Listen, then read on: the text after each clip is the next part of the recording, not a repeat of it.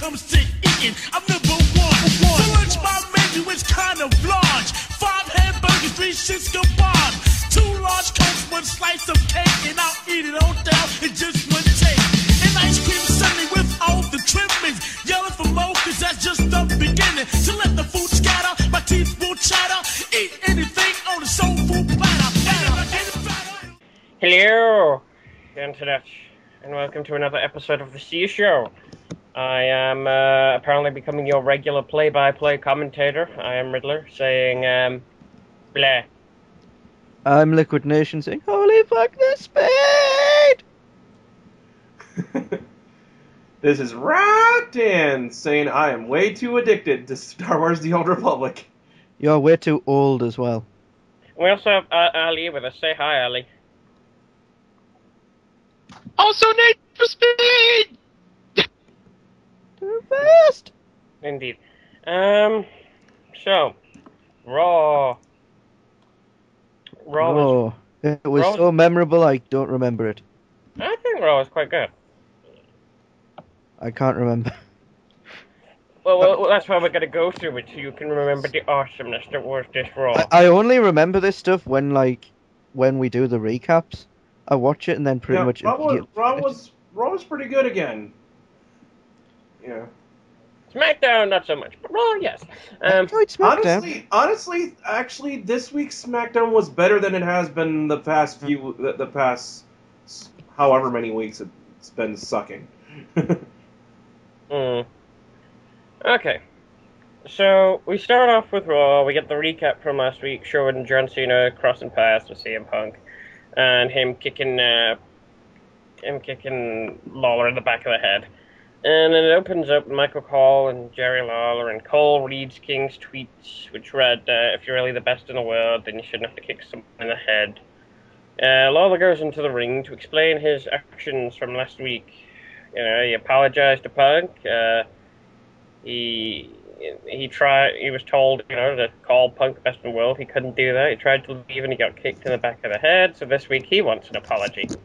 I just want to say quick that I guess I don't mind the reading of tweets if it's congruent to the storyline, but if you start reading tweets from other wrestlers who aren't involved in the storyline, it's like, no, I don't care. Or you just start reading random tweets from fans, then I don't care. But if you actually have the people who are involved in the storyline and you read their tweets, that actually is fine. It works. Yay!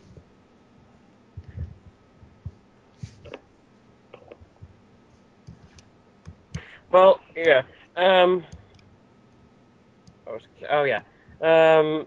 Punk comes out, and the guy who's supposed to be a heel is getting cheered to hell because, you know, it's CM Punk. He's awesome. So CM Punk comes out, and I think you'd almost have to turn him back into something really douchey, a la the Straight Edge Society, before people really start hating him again. No, people won't. I don't think people are going to hate him again. Not yet. It's going to take time. That's the thing. You can't immediately make people boo him, especially when he's been booked like he has. You know, that's for so long. That's one of the things that I think WWE needs to understand is, like, when it's okay to try and turn someone heel or turn someone face, but if the crowd reaction isn't allowing for it to work, then don't go with it. You know? No. My point is that you should keep going with it, do your own thing, but you need to give it time. Well, I guess that's my point exactly. The point is, like, Dude, the problem WWE has... You can't make the audience react in the... You can't always make the audience react in the way you want them to, is what my point is. No, but the problem WWE has is they try and make the audience react the way they want them to immediately. And yeah, back in the day, that could work, because you could do more really outlandish, heelish things, and it was a different time back then, and back then stuff like that you could get away with, and you could make that instant change from heel to face. Now you gotta give time, because people like CM Punk and D-Bry, there's the internet fans that are gonna love these guys to the end no matter what, heel or face. There's then there's just then there's the guys that are gonna cheer the heels, because there are guys like that who cheer the heels. And then there's just the guys that have seen Punk book the way he is for so long and are used to him being a good guy that by now that they can't really boo him yet. WWE just turns people and expects this instant reaction of, oh, he's a heel now, we gotta boo him. And it doesn't work like that anymore. Yeah. Used to work like that. Used to work like that for a long time. Not anymore. People, you need to really do some audience research, WWE. You really do. Sometimes you get an instant reaction. Yeah, well, sometimes you do, but it's not as often as it was before. But WWE doesn't like to give people time. Not anymore, no. They are with Punk, though, which I'm glad that they're doing. Yeah. So Punk makes his way out, and he goes on now to say, he brings up the line that King made in the 1000th episode of Raw, claiming that CM Punk had turned his back on the WWE, and he points out it was, and this promo, this segment was brilliant. Punk, as always, kills on the mic. Again, it was a heel promo from Punk, which I agree with. Oh yeah, Punk is just so wonderful as a heel. I don't think it could be a heel if you make sense. No, he was. That's the kind of heel. That's the kind of heel I think works the most. Is the kind of heel. That's the heel that Punk's always been, though. Yeah, that's the kind of heel that works the most in my eyes. That you really hate his guts and you want to boo the guy, but god damn it, you agree with a lot of the stuff he's saying, and you just hate him even more for that. The guy makes sense, and you're just like, oh. Actually, I can't hate the guy. I just can't right now. Oh, I can't hate the guy because I'm a Punk fan, but in kayfabe wise, he's being a good heel. I mean, the whole thing with the whole thing where he shoots on people, he seems to do that whether he's face or heel. I mean, the thing is though is he does do it a lot more. He does it. He's a lot nastier when he's a heel. When he does it, he picks apart the person more when he's being a heel. You know, when he's a face, he kind of just makes jokes about. Yeah, he makes jokes about them when he's a face, but when he's a heel, he really insults them. When he was going feuding with like Triple H, he would say things that were like, you're like, oh, he's talking about Stephanie, he's dissing the chaperone, but it was like they were more like jokes rather than picking apart the person. He did rip the hell out of John Laurinaitis. And he didn't rip the hell out of John Laurinaitis, no, because he was face. He was just more joking around because he was a face. Me like it was. And as a heel, he picks them apart. Yeah, but think of it in the way that he was making jokes, Punk, before. But now, instead of making jokes, he's like, I can't believe the person you've become, Lawler. You disgust me. He was doing that type of thing. This was freaking brilliant. Like, you couldn't help but agree with everything Punk said to Lawler. Yeah. He said for the past, I forget how many years Lawler's been here, 20-something years, that Lawler's he's been acting like a juvenile 14-year-old child. And he says, he says he faced a bunch of nobodies in Memphis. He says he's become a joke. Has been, but yeah. Says he's become a joke. Funny. I hate him, but he's right, damn it. Hate him, but he's right. Yeah, that's the best kind of heel, dude. But and he says, I will say I'm sorry, Lawler. I'm sorry for the man you've become, and I'm just like, oh, brilliant. Damn. Damn. And of course, I know it's a promo and it's wrestling, but at the same time, it makes me feel like Lawler didn't get what he was, didn't get the message, because he starts bringing up all the wrestlers he's wrestled in the past. No, Lawler, he was talking about what you've done in the more recently, not like.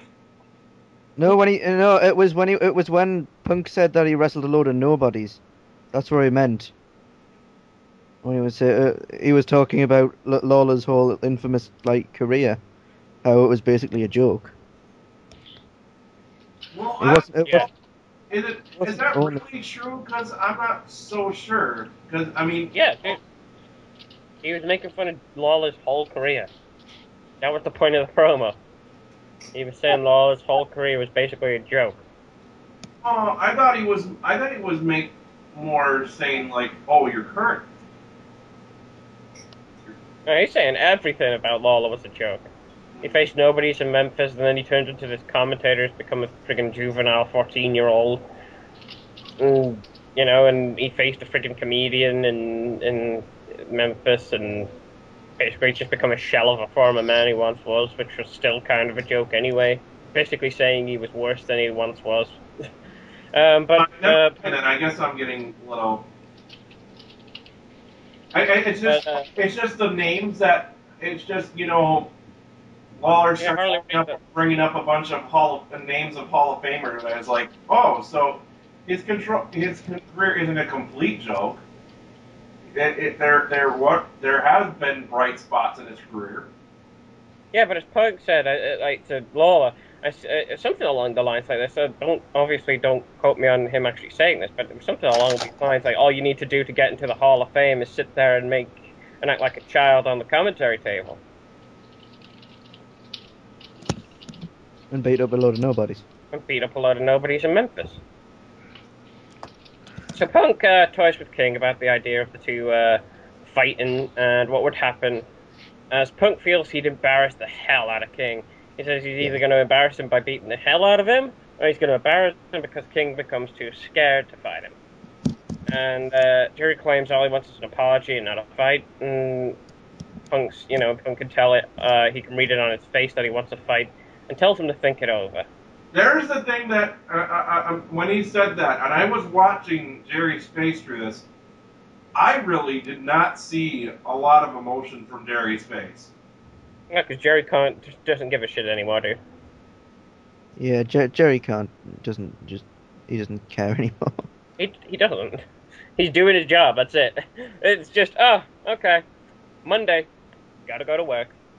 I would think, though, even if he doesn't give a shit, that Sunday, Monday, would Tuesday. be able to. Wednesday, Thursday, Friday, Saturday, God Sunday, damn it. Monday.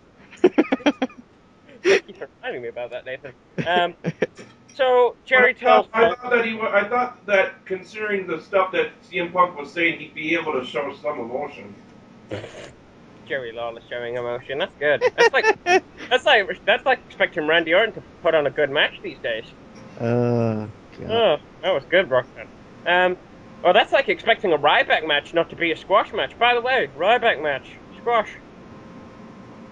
Jack Swagger's career. Not a complete squash. Yeah, it was. Yeah, it was. Jack Swagger's career is dead. Jack Swagger did Yeah, do it was. some things. We saw the death of Swagger's career. Well, not the death, the burial. We saw the death long ago. Honestly, we saw the death when he lost to Santino. Believe it or not, I did not mind this match because even though Swagger has no charisma, he still can wrestle fairly well, and I kind of wish he was able to show charisma, because if he combined the charisma with his in-ring skills, I think he could have gone somewhere. No. No. Well, one thing he needs to do right now is change his hair. I do not like the long hair. He needs to cut it. He has long hair. Because changing his haircut's really gonna save his career at this point. No, but he looks really silly with the longer hair. Well, if you gotta be brought down to these levels, you may as well look the part. He looks like a gummy bear no matter what he does.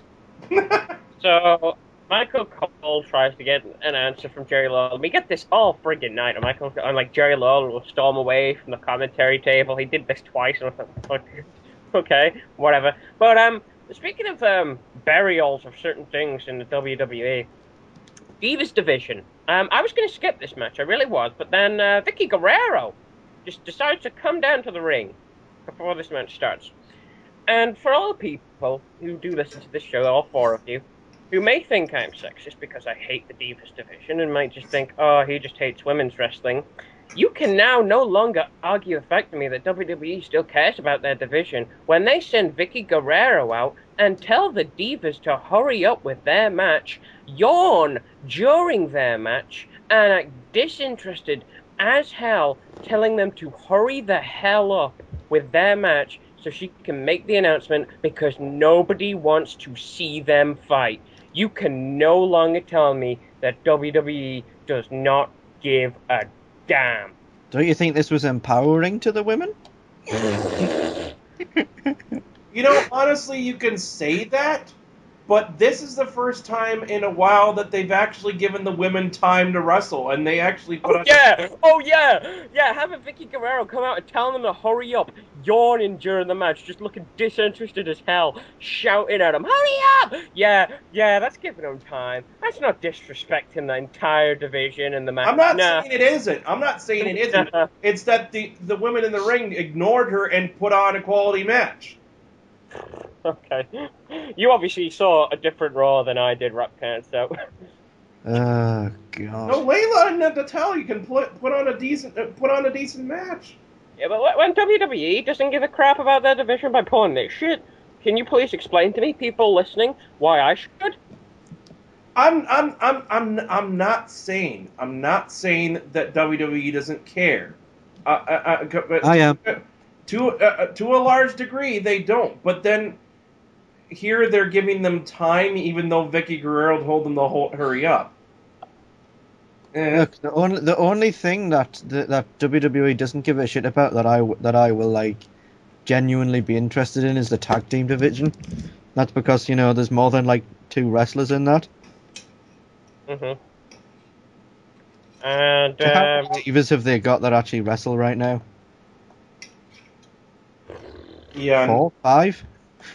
Well, that's another problem right now with the Divas division is like they tend to be focusing on the same on mostly a few divas at a time, and then the rest are just kind of disappear for a while. It is sad, like, you go on WWE games, like, you go to the male roster of WWE games, like, the entire bottom half of the screen is taken up by the roster. Go to Divas, 5 squares of the... Oh! And how many of them, and dude, how many of them are still wrestling? Yeah. Like, I'm not trying to outright argue with you. Oh. I just, I'm just saying that even though, yeah, this is obviously kind of them saying we don't give a shit. At the same time, they gave them time to actually put on a proper match. So I doubt it. But you didn't see much what was going. Sometimes WWE kind of confuses me what they're. It's like they have Vicky Guerrero shitting on it, but then they allow the women to put on a decent match. So, but they don't actually show you much what the women are doing because they keep cutting back to Vicky, who's yawning, who's looking away, who's doing this whole fake "I'm looking at my watch, telling you to hurry the fuck up" thing. Oh, fuck Vicky. Could you get any worse, woman? Don't say that. Please don't say that. Could you? No, I'm sorry. Could you? No, don't say that. She will. You remember that thing you were saying, Liquid, about the... I should be calling you by your nickname instead of your real name for the C-Show. I don't care. He doesn't care. Go on. Call me what you want. But, yeah... Call me Bob. You were saying that, like, Vicky Guerrero, that they're putting managers with people that don't need them as far as talking. Well, I'm not so sure that's the deal with Vicky and Dolph. I mean, well, for one, Yes, it is. Yeah, it is. Yes, it is. If you're telling me that Dolph Ziggler needs Vicky Guerrero to talk to me, you've not heard a Ziggler promo. I'm not saying. All I'm saying is I don't think they're putting her with him because he can't talk. That's my argument. As far as I remember, I think the original reason they put her with him was she's attaching herself to another hot young stud kind of thing. But they've never really done anything with that. And I think the only reason she's there now is not because Dolph can talk, but to give him advice? I don't really know what her role is. Which she To be does perfectly so honest. well. She does that so well. Gives him advice. That's why I guess my confusion as to what her role really is as to why I kind of argue against whether or not she's actually there because Dolph can talk. They think Dolph can't talk. Jesus. I thought I was sick enough of Vicky Guerrero already. Jesus Christ. Yeah, you thought you were sick enough, and then they started giving her extra promo time. Then they have her come out during a Divas match, which I was going to skip. Well- The only reason I watched this was because Vicky Guerrero came out. I was like, oh god, it was like a train wreck. I wanted to see what happened, and what I saw happen pissed me off. Yeah, I was actually I was having a look at some WWE rumors, and one of them that I heard was that they're going to be replacing Vicky Guerrero in terms of with Dolph Ziggler with Ric Flair when they eventually start. That would be awesome. That would be so much better. That would kick ass. You know what? Because even if Ric Flair is insane as hell, oh, that'd be hilarious. Imagine that though. Whenever like they have a Ziggler match, Flair comes out and goes on commentary. Oh, oh, that'd be brilliant. Oh, and that's the one guy, one of those people that whenever they yell, I don't mind it because he's just odd. Because he's so awesome. fucking insane. and his yelling because he finds a way to be insane and entertain at the same time. But his yelling also doesn't pierce my friggin' eardrums. So, you know. After the match, Vicky tells Layla to leave the ring, shitting on the Divas even more. Vicky, top notch, class act, WWE. And here, it kind of tells you something that the Divas don't like. Just say fuck you, Vicky. I'm staying here. I'm gonna celebrate my win. No, they leave. Yeah, the Divas leave. So class act, WWE, very classy. She brings up the match from last week that pinned Chris Jericho against Dolph Ziggler, as Jericho's contract was on the line against Ziggler's money. And she's whining, she's complaining, she's screaming about how unfair AJ is, and the board of directors need to look because there shouldn't be a deranged child running Raw. It should be someone more responsible like her. And all the while I'm thinking, Vicky, Dolph won the fucking match. Who gives a shit? They're making it sound like it's a big fucking deal. Oh, AJ abused the power. AJ made a match she shouldn't have made. This is pay-per-view quality match. Dolph won. Calm the fuck down. Calm the fuck down. They really don't have anything for Dolph Ziggler right now. Calm the fuck down, Vicky. Dolph won the fucking match. Get the fuck over it. My question is though, like, what have they got for Ziggler right now? Here's my scared question: do they think that AJ is somehow not working out? No, because ratings have came in and AJ is really selling well. Yeah, it's just the storyline, dude. It's just the storyline. AJ comes out to the ring. Yeah, I don't really have necessarily 100% a problem with what Vicky says. A lot of times, it's how she says it. Like the way she's making such a big fucking deal about it. Like, who gives a shit? What did you expect would happen? It's a contract. Like, you're putting Chris Jericho's contract on the line. Fucking Ziggler needs to put something on the line in return, and all he has that anyone really talk about is the Money in the Bank contract. What the hell did you want it to be? It could have been worse, Vicky. Could have been a lot worse. Could have been Ziggler's career. Jesus Christ, woman. Yeah. But AJ comes out to the ring, and thank you so much, AJ, for slapping the shit out of this bitch. Yeah, thank you. Thank you so much. But It was again, it was again, a really, Thank you. If I was there, I would have but kissed you right there. again, though, it was a Vicky really was- weird looking slap though. No, it wasn't a slap. It was that Vicky can't sell anything. No, it's because it's no, dude. No No, matter what happens, she just falls on her ass. Vicky cannot sell. I've seen clips like when they've recapped things with like AJ storylines of her wrestling, and AJ is freaking good. Like, if there's an AJ match, I might watch it. I won't watch any other Divas match, but I'll watch an AJ match because I've seen clips of her wrestling, and she's freaking good, right? It's just Vicky not being able to sell anything. Like AJ did that slap, and she tried to tackle Vicky. Oh my God, Vicky just made that look terrible.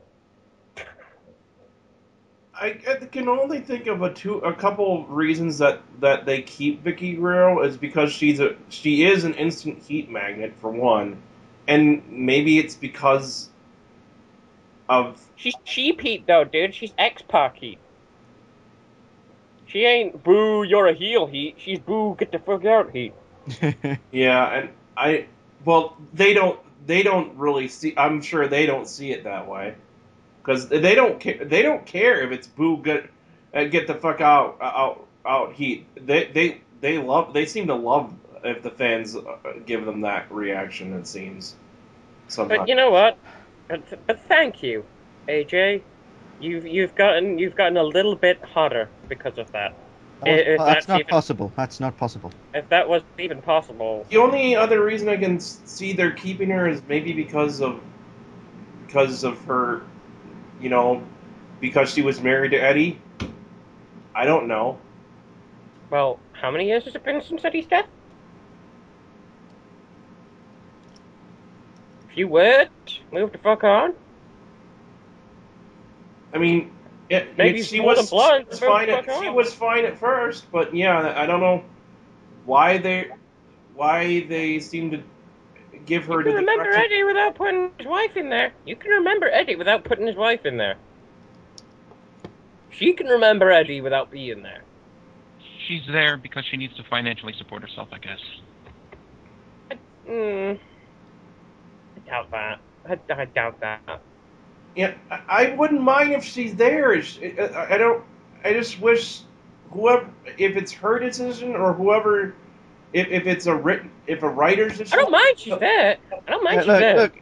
Look, okay, she needs a job, but don't put her on the camera. Give her something. Have a look for talent or something. Do something different. I wouldn't mind her on the camera. I don't even mind her being on camera. It's just the constant screaming. It's not even. No, for me though, it's not just the screaming. It's the fact that she can't talk at all. She stumbles over her words constantly. She has. I haven't really heard her stumble that. I don't hear her stumble that much. I'll give her that. Let me introduce. Well, She can barely speak English. Come on. She can't be under. Sometimes She it's can't hard say to the word figure introduce. out what she's saying because she's screaming. That's the problem. Yeah, it's because she's screaming, dude. If she didn't scream, you could probably hear her perfectly. Because remember when she was on commentary, she was calm, she was normal tone, inside voice Vicky, and you could hear perfectly what she was saying. But when she's screaming,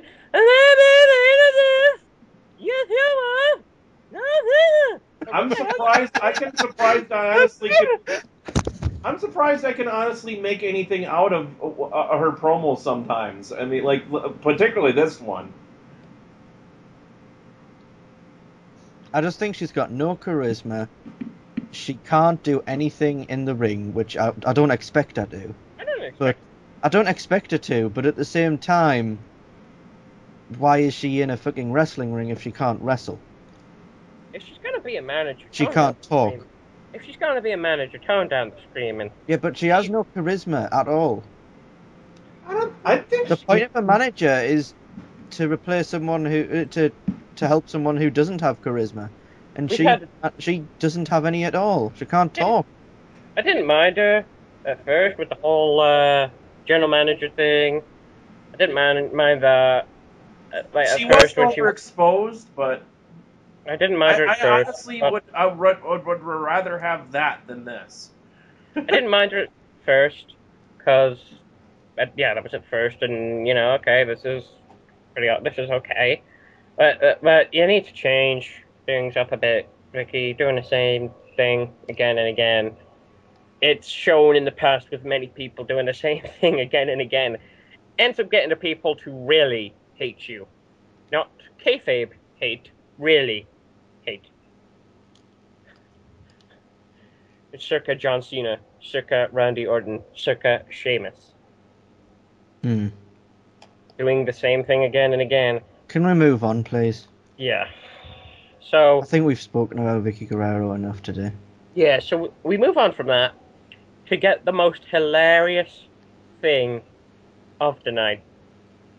Daniel Bryan in anger management. Oh,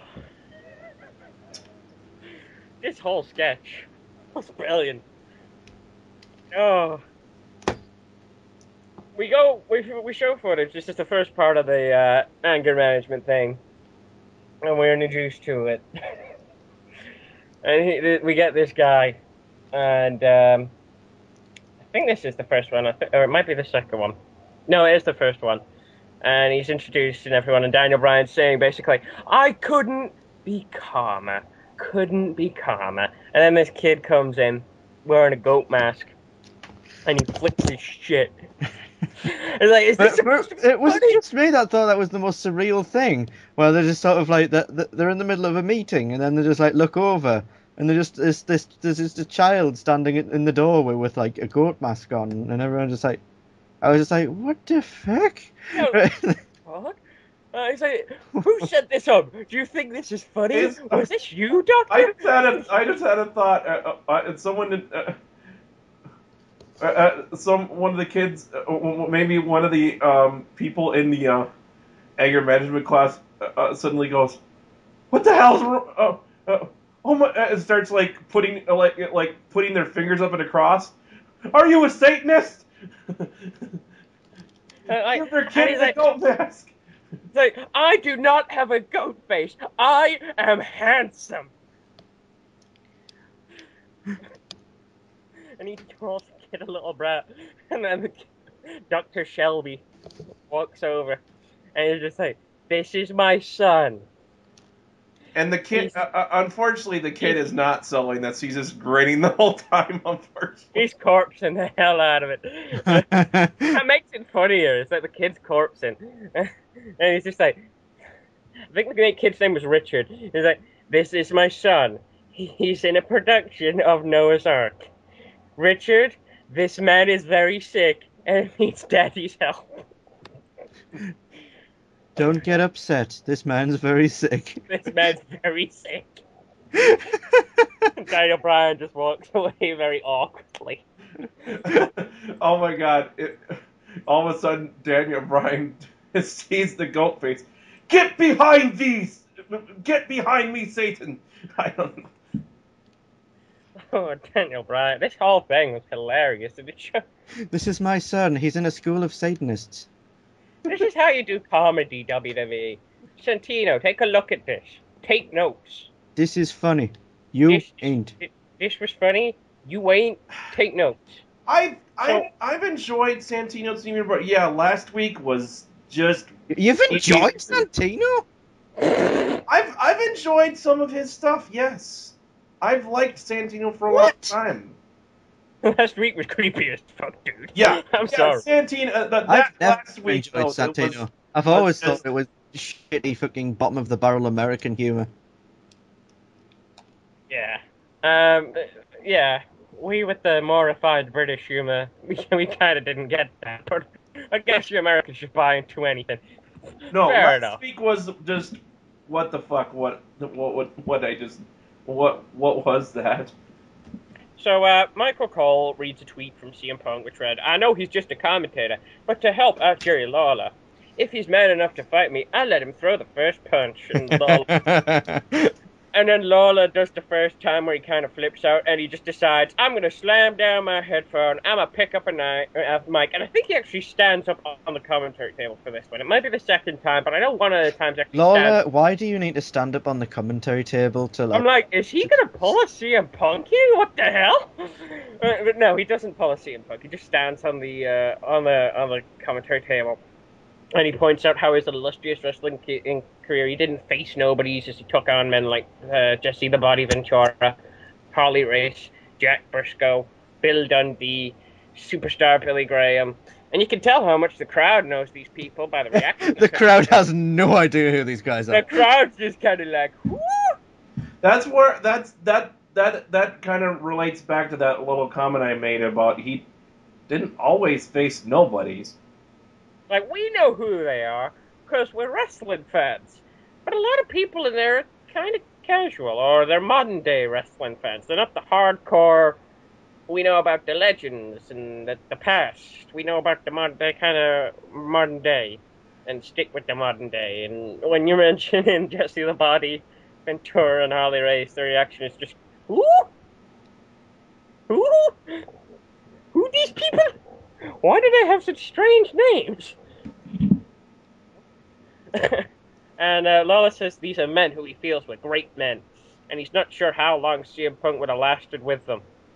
I'd say quite long.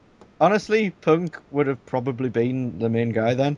I don't know, Harley Race would have given Punk a bit of a run for his money. Harley Race was a badass in and out of the ring. He could beat the hell out of you outside the ring as well, dude. Yeah, but I think that Harley Race and Punk would probably be friends.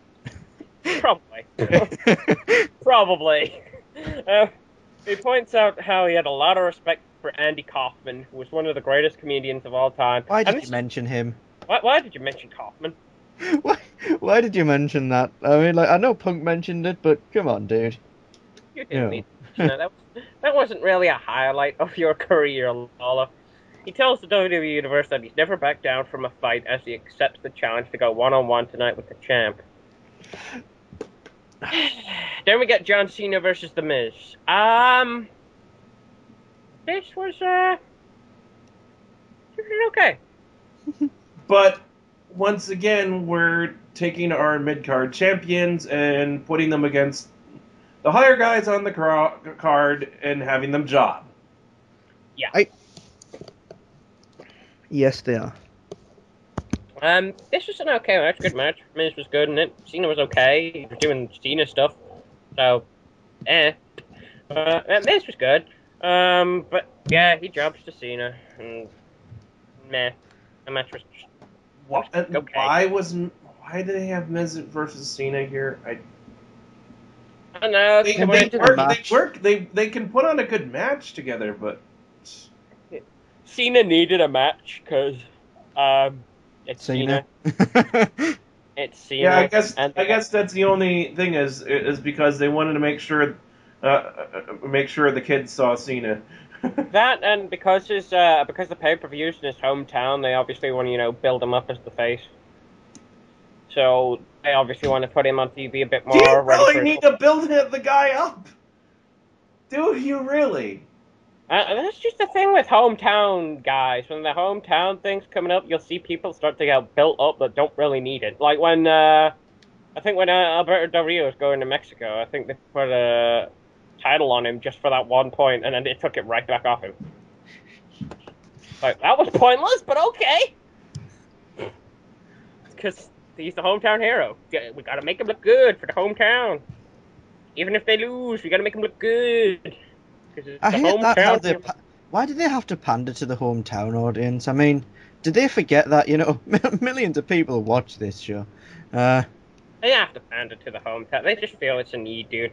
But so they've shown this show in, tens of countries at the same time on TV. Why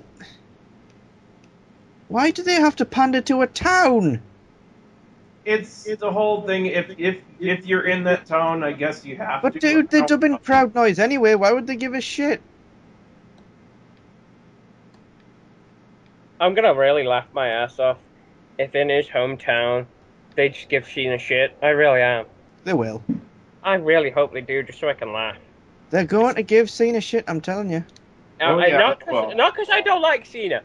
I respect Cena. I respect him as a wrestler. I respect everything he does outside the ring with the charities. I think he's a great guy outside of the ring. I think he has a good passion. He obviously has a love for the legends and that. He respects them. He respects the business. But they're going shit. I hope they shit on you, Cena. Not because I don't like you, but just because it'd be funny with the way that WWE is trying so hard to make you be the guy that people cheer for that pay-per-view. I just know that they're going to like shit on him when he comes. Oh, you know what would be hilarious is if a bunch of people, if they got a whole bunch of people, bought tickets who are all from Chicago show up there. Now that would be funny. I'll tell you what's gonna happen is it's gonna go. What town is it that Cena's from again? Boston. Well, it's in Boston. It's a sub. It's like I'll just say Boston, right? Westbury is his official Yeah. hometown, but it might as well be Boston. Yeah, they're basically gonna go. Okay, weighing in, it's blah blah blah blah blah. From Boston, everyone's gonna cheer, and then they go John Cena, and then everyone's gonna boo. Right? I think That's what's gonna happen. I think if I remember correctly, West Newbury is like a town that's not very far away from Boston. I think. It's not. So, who knows? They might love him because it's his hometown. They tend to love the hometown heroes. Like hometowns are. But we get more. Oh wait, sorry. Michael Cole reveals that AJ Lee's letting the WWE Universe decide what type of match CM Punk and Lawler will have, and faces a table, steel cage, or no DQ. And pretty much everyone. I was watching this with some people because I was on while I was at Wisconsin, and everyone in my group said, let it be wanted it to be a no DQ match. I told you, I knew it was going to be a steel cage match as soon as I saw it. I knew it was going to be steel cage. It was just steel cage. Yeah, I knew it was going to be steel cage. How come you knew that? I just knew it. Because it's the steel cage is the most like impressive one. How is and it? You get well because it's no DQ, but in a cage, so they can't escape. Oh, I see. Okay, so it's the most violent out of all of them, and that's what people want. So we get a video promo of Triple H showing back, and the reason that I'm kind of questioning whether this might not be a work is because Triple H was all over this Raw. Obviously because it was his goodbye thing, but they were showing the whole clips and everything of his career, and I'm like, if this is a work, they're making it look really believable that this is his last work. It's a work, dude. They're making it look really believable. Yeah, WWE have literally came out and stated that Triple H has more matches in him. So, it's a work, dude. It's a work. Fair enough. Well, they did. Paul Heyman did say he tore his quad again, so. It didn't look like it when he came out to the ring, dude. That did not look like a guy that tore his quad. Guy that tears his quad does not repair that easily. Yeah, when you tear your quad, you are out for like nearly a year. Yeah. Or like 6 months. You don't come back walking perfectly fine like a few nights after. Okay. It takes it's at least 6 maybe it was a small tear. Who knows? You know when Vince tore both his quads to get into the ring and he couldn't stand up? It's kind of like that. Yeah. You ain't walking perfectly fine with a torn quad tooth. Well, what if it was like a very minor tear? I doubt. I don't know. A minor tear would still be like 3 months, dude. Minor tear, you still ain't coming out a few nights later walking perfectly fine. He'd at least have a limp if it was a minor tear. If it was a minor tear, he would not be allowed to walk because it would get the He term. would at least be. Yeah, he'd be out with crutches, dude, if he had at least even a I minor. wonder why Paul Heyman threw that in there then. I don't remember him saying that, to be honest. I don't remember him saying that. He did say that. I really don't remember him saying that, but well, I don't. Whatever. Whatever, we'll believe you. So we go back to the anger management stuff, more hilarity, and Harold, who's the one black guy in the group. Oh no, sorry, they also had a black woman. I forgot about that. He's talking about how his boss, and I thought they're going to be referred. I seriously thought they're going to refer to Vince McMahon in this because the way he was talking. I work Monday through Friday. I work my ass off, and he gets all the credit. I'm like, are they going to make a Vince McMahon reference? Because if they do, that's going to be so awesome. But they didn't. How you're gonna have to explain the reference to me then. Because someone worked Monday through Friday, and their boss gets all the credit. Monday, Raw, Oh, Friday, okay. SmackDown. Get it? I gotcha. I don't think that was the case. I kind of saw that, but I guess that was just me. I just think it's you, dude. Must have just been me that thought they might make a Vince McMahon reference after that, but whatever. But yeah, Daniel Bryan's like, you think you got it bad? He talks about how AJ dumped him on their wedding day, followed by getting a beat down by her boy toy. And he says even though he beat him, he's still been forced to come to this place. And he said, I'm sorry to interrupt. And then the Dr. Shelley's like, I'm sorry to interrupt you, Daniel. Well, actually, what he does, what he says like, he basically asks, this couldn't get any worse. And then yeah, he says, sorry to interrupt you, Daniel, but our last patient's arrived, and then Kane walks in.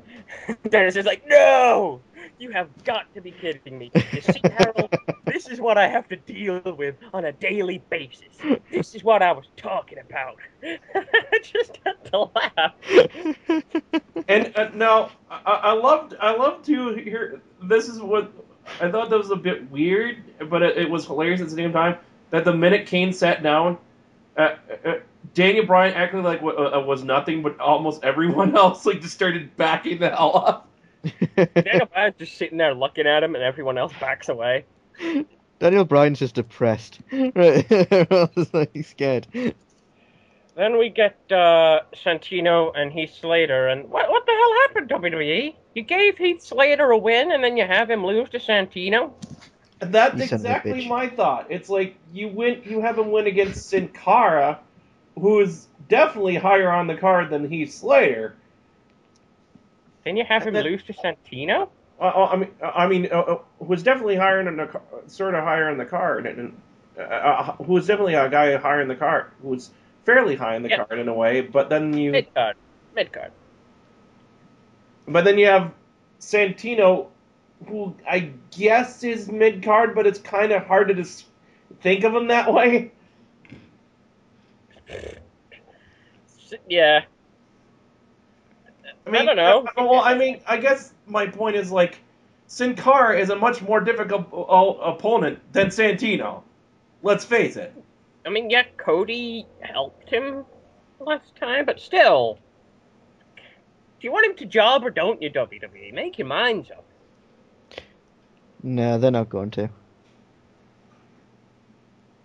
But during the match, Oksana comes out, and I haven't heard the saxophone in ages, so that was special.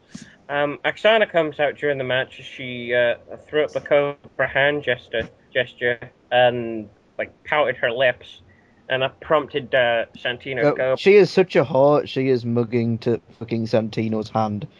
Yeah. She prompted Santino's Cobra to look over in her direction. Slater tries to attack Santino, but Santino's Cobra hand has a mind of its own, And by the way, Because it's wacky. commentary. I think you need to find another way of saying that Santino's hand is kind of out of control. Because by saying the Cobra has a mind of its own, sounds like you're talking about his penis. But why does Jerry Lawler, like, keep going on about how, like, he believes the Cobra is real? At that point, he's just reinforcing a negative, and it's unhealthy. And it's like how every week during an R-Truth match... What you could say as an alternative to the Cobra has a mind of his own is saying Santino seems to be having difficulty controlling his own body. But it's the same thing. It's the same thing. Yes. I was born this way. No, it's the same thing. Severe Nathan. brain damage. I don't choose to do this.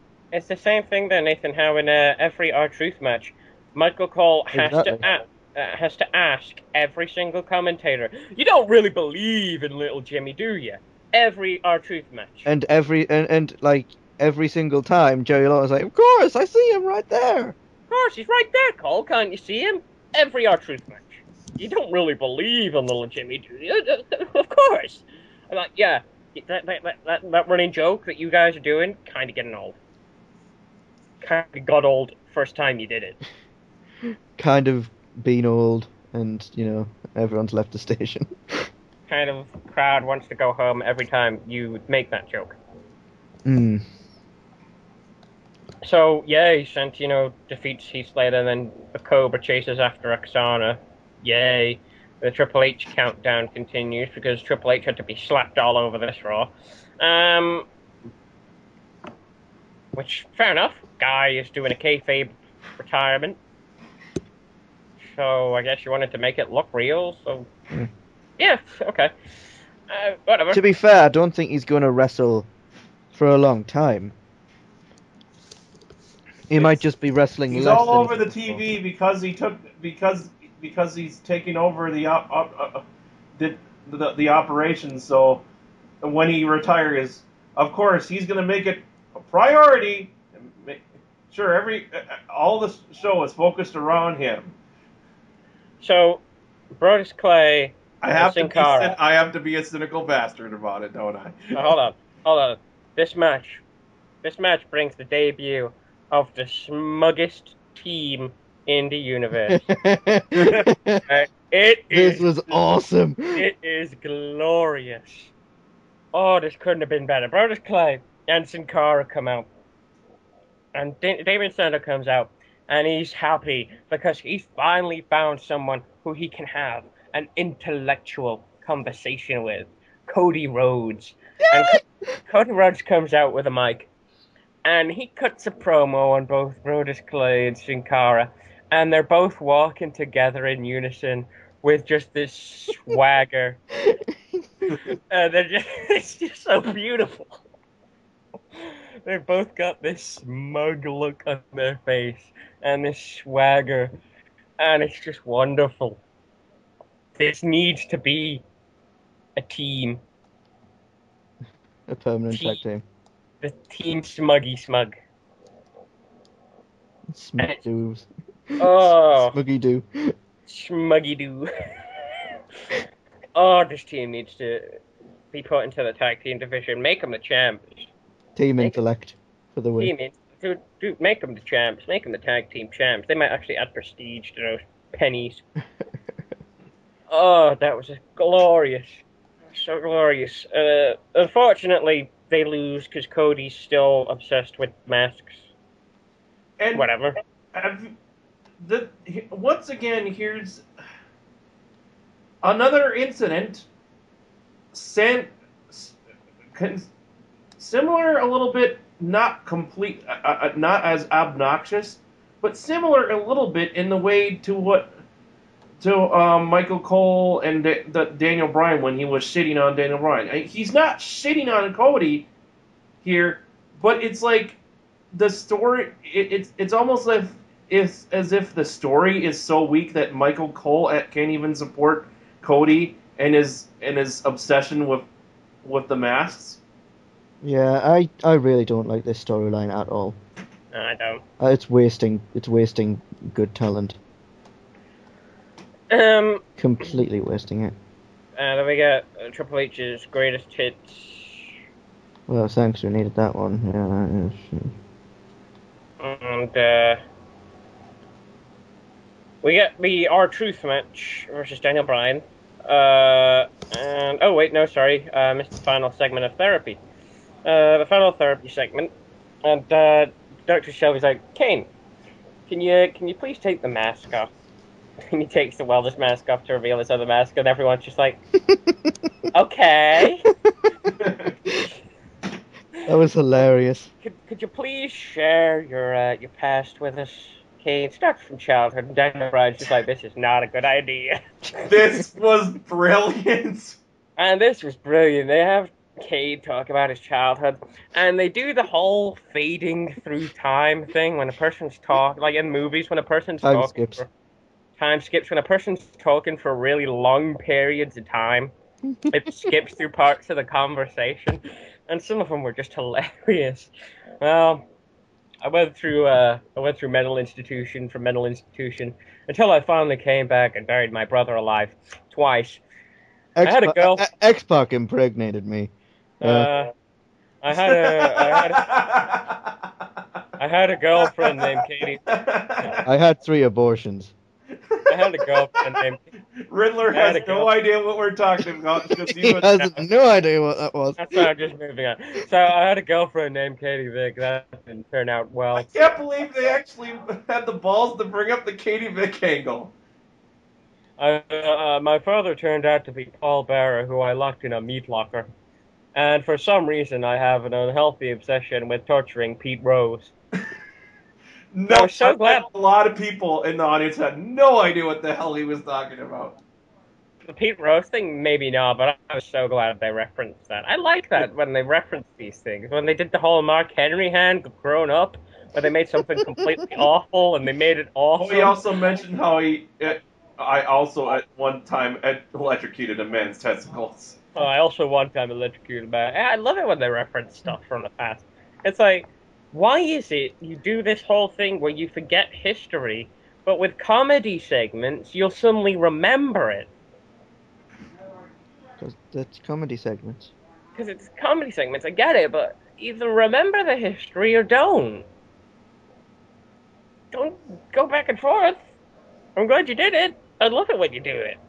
But either remember I can understand that if they're trying, they can't always reference history just for time purposes, but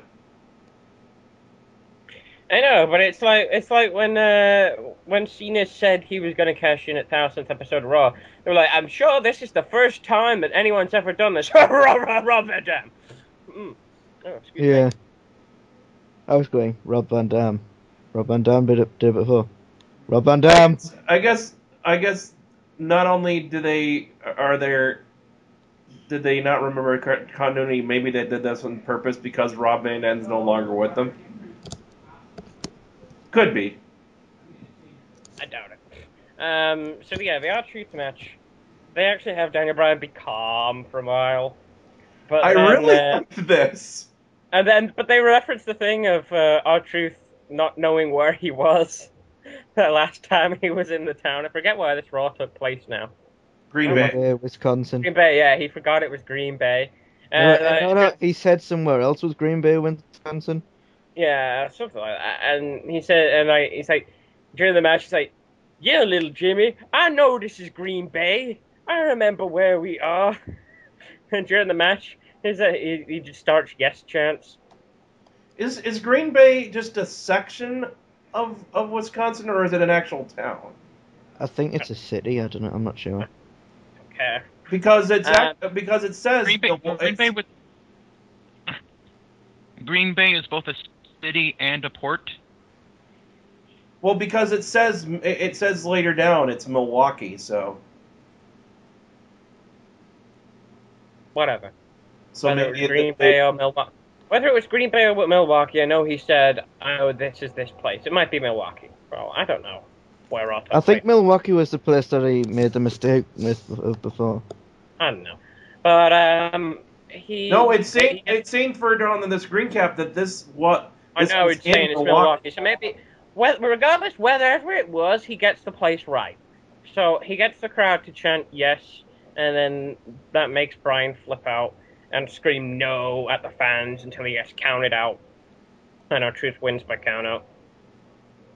I kind of wondered why they made a match between R-Truth and Daniel Bryan, but Because to give D. Bryan making it so close was just kind of pushing D. Bryan. Because R-Truth's career has been kind of nowhere for a long time. I really wish they would give more. Why do they not want to put R-Truth on the mic that often? I don't understand that, because he's such a fun guy to have on the mic when he's on the mic. So, I think it's just one of those points where they want to focus on other guys. It's not because he's bad. That's really all it is. Oh yeah. So Triple H comes out to the ring. Quite a nice pop. And he's dressed in shirt and tie, and he's got the cast on his arm. Shakes a few hands, looks a bit choked up as he comes down to the ring. And he cuts to the chase, and he wants to address his retirement, and the crowd is chanting no. He tells the WWE Universe if there's one thing he's learned, it's never say never. How he wanted to step foot in the ring and create something no one will ever forget. And also to retire from the ring before it retires him, as he feels everyone comes to a crossroads in their career. But when you get to that crossroads, you face this time it's no longer on your side. You ever wanted to be the guy just hanging out or staying around too long or waiting for the nostalgia pop, or be the guy someone is willing to write a check for? In a way, I almost took that as like he's shooting on a lot of. He's shooting on a lot of people. He's shooting on a lot of guys from TNA. That he don't want to be the guy too beat up or too crippled to hold his own kids or the punch-drunk fighter when the wrestling life is over. And for the first time in his life, he's at the crossroads as Brock Lesnar took him to this point. And I had to laugh a little bit at the fact that the idea that Brock Lesnar would lead someone to that kind of crossroads in their career. Like, no, he wouldn't. And it's not exactly like, Brock Lesnar's the young guy in this situation. He's old as well, right? He's just not Brock the only. Brock Lesnar is in much worse condition than Triple H as well. It's like, Triple H, are you sure you wrestled the same match I saw? Because by the sounds of it, you wrestled a much better match than what I watched. I still stand by. I enjoyed that match. You can enjoy it, but don't mean it's good. Triple H isn't sure how to answer retirement, as he points out he's tired and broken again. Yeah, even Triple H couldn't save that match. He wants to be the cerebral assassin, the game. Nobody could save that match. The King of Kings, and rise again to kick Brock Lesnar's ass, because that's what he does. And he tells them that's what he wants to do, but the truth is he doesn't know if he can, because Brock Lesnar has forced Triple H to ask the question if he's done. Brock Lesnar couldn't do that in his sleep. If he can't come back and beat Brock Lesnar, come back better than before, then maybe it answers his question. Great ovation from the crowd who tell him he can still do it, and Triple H points out how he can come out here and say thank you, whether you love him or hate him. Every person that stepped foot in the ring has put their body, sweat to you. Can I interrupt a second? Towards the end of this promo, you could actually hear his voice start to break. Oh yeah, he does bring actual emotion into this, and make sacrifices all in the name of the fans and for their entertainment. He thanks the fans for always being in these corners, and thanks for letting them play the game, and tells them hopefully that he's done something in this ring that no one will ever forget. And he drops the microphone and tries to leave before the fans chant "Thank you, Hunter." And you see a little tear run down his eye, run down his face. Too. Yeah. Duh.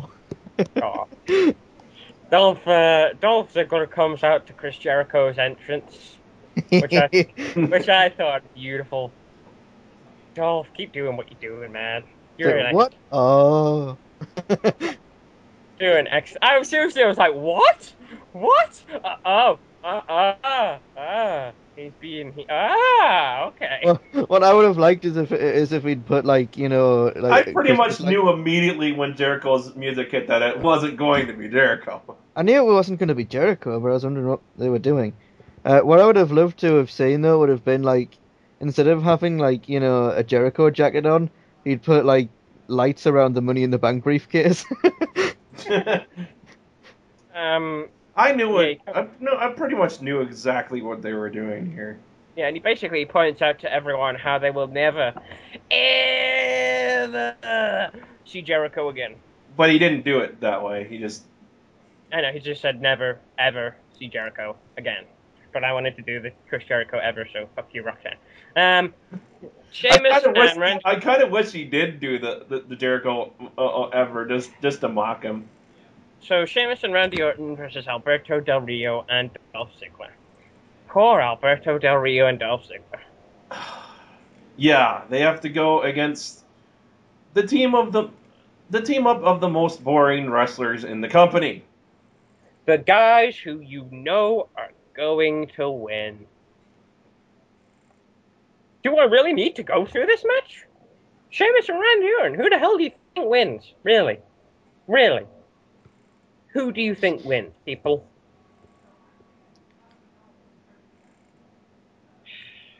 Moving on.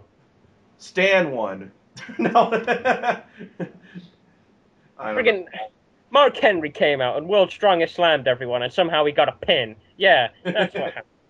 Jesus. I forget, which match was this? Sheamus and Randy Orton versus Alberto Del Rio and Dolph Ziggler. This match was dookie, so I came out and I made it better. And of course they do the right thing and let the heels win because that would be because they need to build up some hit. Oh wait, no, they don't. And it's not like they're trying. It's not like they're accidentally turning Sheamus heel. Oh wait, never mind. Fuck you, WWE. There was something I wanted to say is that of all the hatred we give towards Randy Orton, I do like his theme. That's about the only thing. Oh, I hate that theme. I hate that theme so much. I hate that theme. All the parodies people have done of it. Just all the people that have parroted that theme. No, screw off, Randy Orton, and your fans, please. Screw off Randy Orton. Screw off Randy Orton and the millions of girls who follow you simply because they think you're hot. That's the only reason this man is over. The only goddamn reason. Because a bunch of girls want to have sex with him. It's depressing though that people are this fucking shallow. Well, it's not just the girls. It's the guys who somehow are and there's guys out there that seem to like him too, and for what reason I don't know. I guess they just like being bored out of their minds. I personally like entertaining. For some reason, they think he's a badass. I personally like entertaining matches that don't have the same spots in them all the time. Sheamus, Randy Orton, Cena. I like matches that don't have the same 5 moves repeated all the time in the same spot every time. Cena, Sheamus, Randy Orton.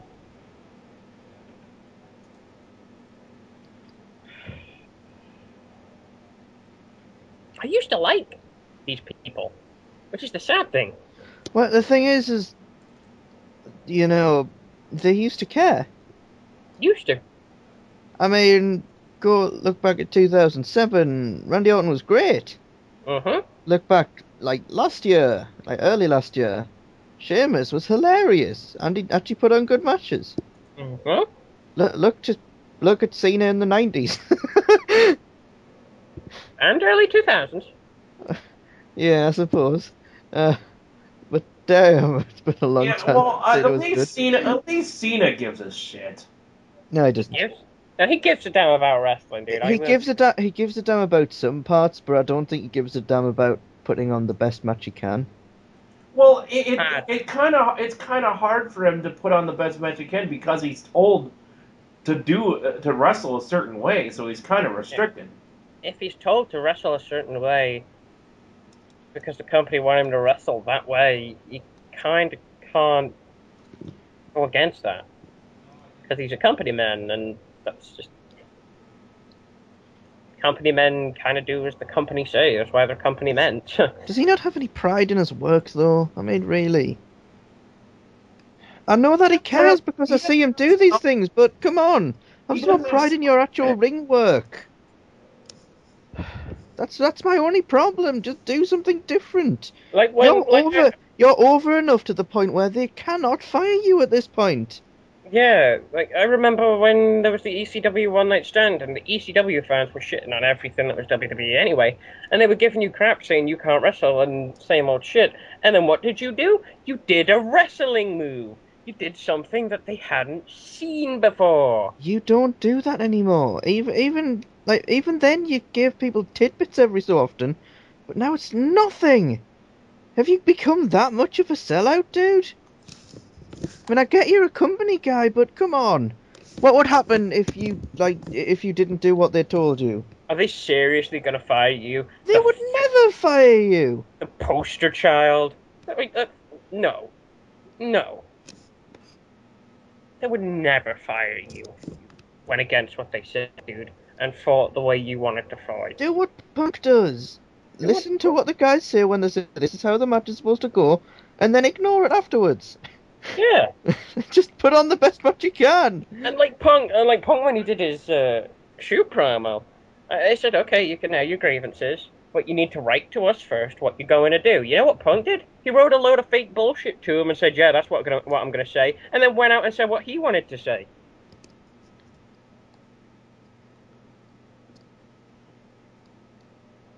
And they were asking, yeah, okay, we got to approve what you're gonna say first. So he was like, well, what I want to say, nobody's going to approve, so I'll just write a bunch of fake crap and give it to Vince so I know he'll approve it. And then I'll say what I want to say. Which is exactly what he did. And, yeah, he left WWE for a bit, but he came back and they didn't really punish him for it. They couldn't even do that with you, dude. They really couldn't do that because TNA, they would pay, like, more than they earn for you. Yeah, they really would. They really would. They would pay Hogan levels of money to you. They would pay more than Hogan levels for you. Because Hogan may be popular to old people who have got, like, you know, rose-tinted glasses. John Cena is popular now to kids, to young people. Yeah. And speaking of Cena, we get a backstage segment where we see Lawler talking to John Cena, and he doesn't want, as the recap puts it, the C Nation leader. I wonder if the guy who wrote this was a John Cena fan. Coming out to help him because it'll give Punk more ammo. Tonight isn't about John Cena as it's about him, being Jerry Lawler. Cena wishes him luck, and we get Kane coming out to the commentary table, and Josh Matthews books it, runs to the... And I love this, because Cole, for once in his life, could not shit on anybody.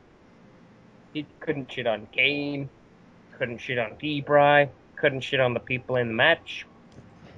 He had to actually call the match, because every time he asked Kane a question, Kane was silent and just stared at the ring. And Cole was for example, Cole, Kane, what do you think about the match? Silence. Okay, then. What do you think about Daniel Bryan and his and what he's done to AJ? Silence. Silence. Okay. I guess I'll just keep calling the match as to hear actual play by. It was just a short match still because it was. Yeah. It was Zack Ryder against David Otunga, and every match David Otunga's in is a squash match. After the match, we see Kane leave the booth and grab Ryder by the neck. Why do they have filler segments, filler matches like this that have... There's no purpose, there's no real storyline going on here except for Kane. Yeah, it was for Kane, not for David Otunga or Ryder. Yeah, like they have these matches that the wrestlers aren't involved what's going on, they just have it there. So after the match, Kane chokeslams Otunga instead of Ryder, and Michael Cole proceeds to call Dr. Shelby a genius because he says Kane would have usually chokeslammed both of them, and instead he only chokeslammed one of them. Okay. Yeah, Cole, shut the fuck up. Never speak again, Cole. Backstage, we see CM Punk warming up as their match is next. And I like to think that's just what CM Punk was doing, and the camera just happened to fly by. I was like, oh, well, we may as well film this. CM Punk practicing his kicks. So we come back, and Josh Matthews is sharing the results for the Raw Active match, and surprise, Cage won by 48% of the vote. By the way, I mean, like, this is again my this is the kind of thing I was fearful of the whole, when they do Twitter votes. You already obviously had plans to do the steel cage. Why even bother having the vote? Because they have plans to do for any occasion, really. Yeah, It's nice to have some. It's nice to have some interactivity with the show. The way this match ended, I just don't see them not rigging this vote. No, dude, I'm sure what it probably was. If it wasn't rigged, it might have been rigged. By all means, that is a possibility. What it could have also been is that they had a plan for the ending of each vote. So, for example, if it was table, they might have had a plan for table ending, or no DQ, might have had a plan for that. And obviously, they had the plan for the cage match. So they might have had a different, and that's why they made those three options. Okay, we got these three alternative match stipulations we could use, and we got these three different endings. I just don't think there's... It could have probably been rigged. I don't think the writers are good enough to do that. Would we be willing to do that? That could have probably been rigged. That by all means could have probably been rigged. But it's also probably the fact that they probably knew the fans were going to vote for a steel cage match anyway. I mean, really, if it was you, I mean, you said you'd have voted for an ODQ match. I'd have voted for a cage. I would have voted for a cage. If I was watching it live, I would have voted for a cage. Yeah, I would have voted for a cage. So I just saw no DQ being the best match as far as King was concerned. Yeah, but that don't mean people are gonna vote for that, dude. The majority of fans, I could see them. I was just gonna be like, it's gonna be a steel cage, whether it was rigged or not. It was either rigged or they just knew the majority of fans would vote for that, because I knew the majority of fans would probably vote for that. Yeah. AJ Lee comes out to reveal that CM Punk will defend his championship at Night of Champions against, surprise, surprise, John Cena. Holy hell. Why did he have to have John Cena in the title run? I mean, it's not like his sales have gone down. He's selling just as much as he was before. I think it's just for the story, which makes no sense to me, because... I hope to God it's not so that they can have Rock versus Cena again. I hope to God it's not that either. Because I think honestly, I think that CM Punk could probably carry Rock through a match. And I know CM Punk wouldn't be happy. And it kind of defeats the purpose of calling the WrestleMania match once in a lifetime. Yeah, I do think Punk could probably carry Rock through a match. Oh yeah, Punk could carry Rock through a match. Through a good match, you know? Through a good match. He carried Lawler through this. Yeah, and this is probably the best match Lawler's been in his career. So. Well, he did have that match with Miz, which was good too. Yeah. Lawler's okay, but Punk kind of carried Lawler a bit in this. Yeah, this was a great cage match, and there was actually blood in this match. Not a lot, but Was it Punk or Lawler who got busted open? Punk. Punk got The busted top open. of his head. And people were saying that Punk bladed. Yeah, have you seen the staples in Punk's head, like the pictures? That was not blading. That wasn't blading. His head literally Did just got cut Lawler open play in the it cage. or something? Because I thought that maybe he either bladed or got cut, and that No, dude, you for can some reason get for some reason you couldn't see it just because of the camera angle. I don't know. No, dude, you can get busted open without being bladed. It's called You can very easily get like cut open on like No, I'm just wondering on if on the steel I just cage. don't remember if he did if Lawler was bleeding or not. they call it getting busted open the hard way because No, because it's I'm so- not talking about. I'm not talking about if he got bladed or not. I'm just.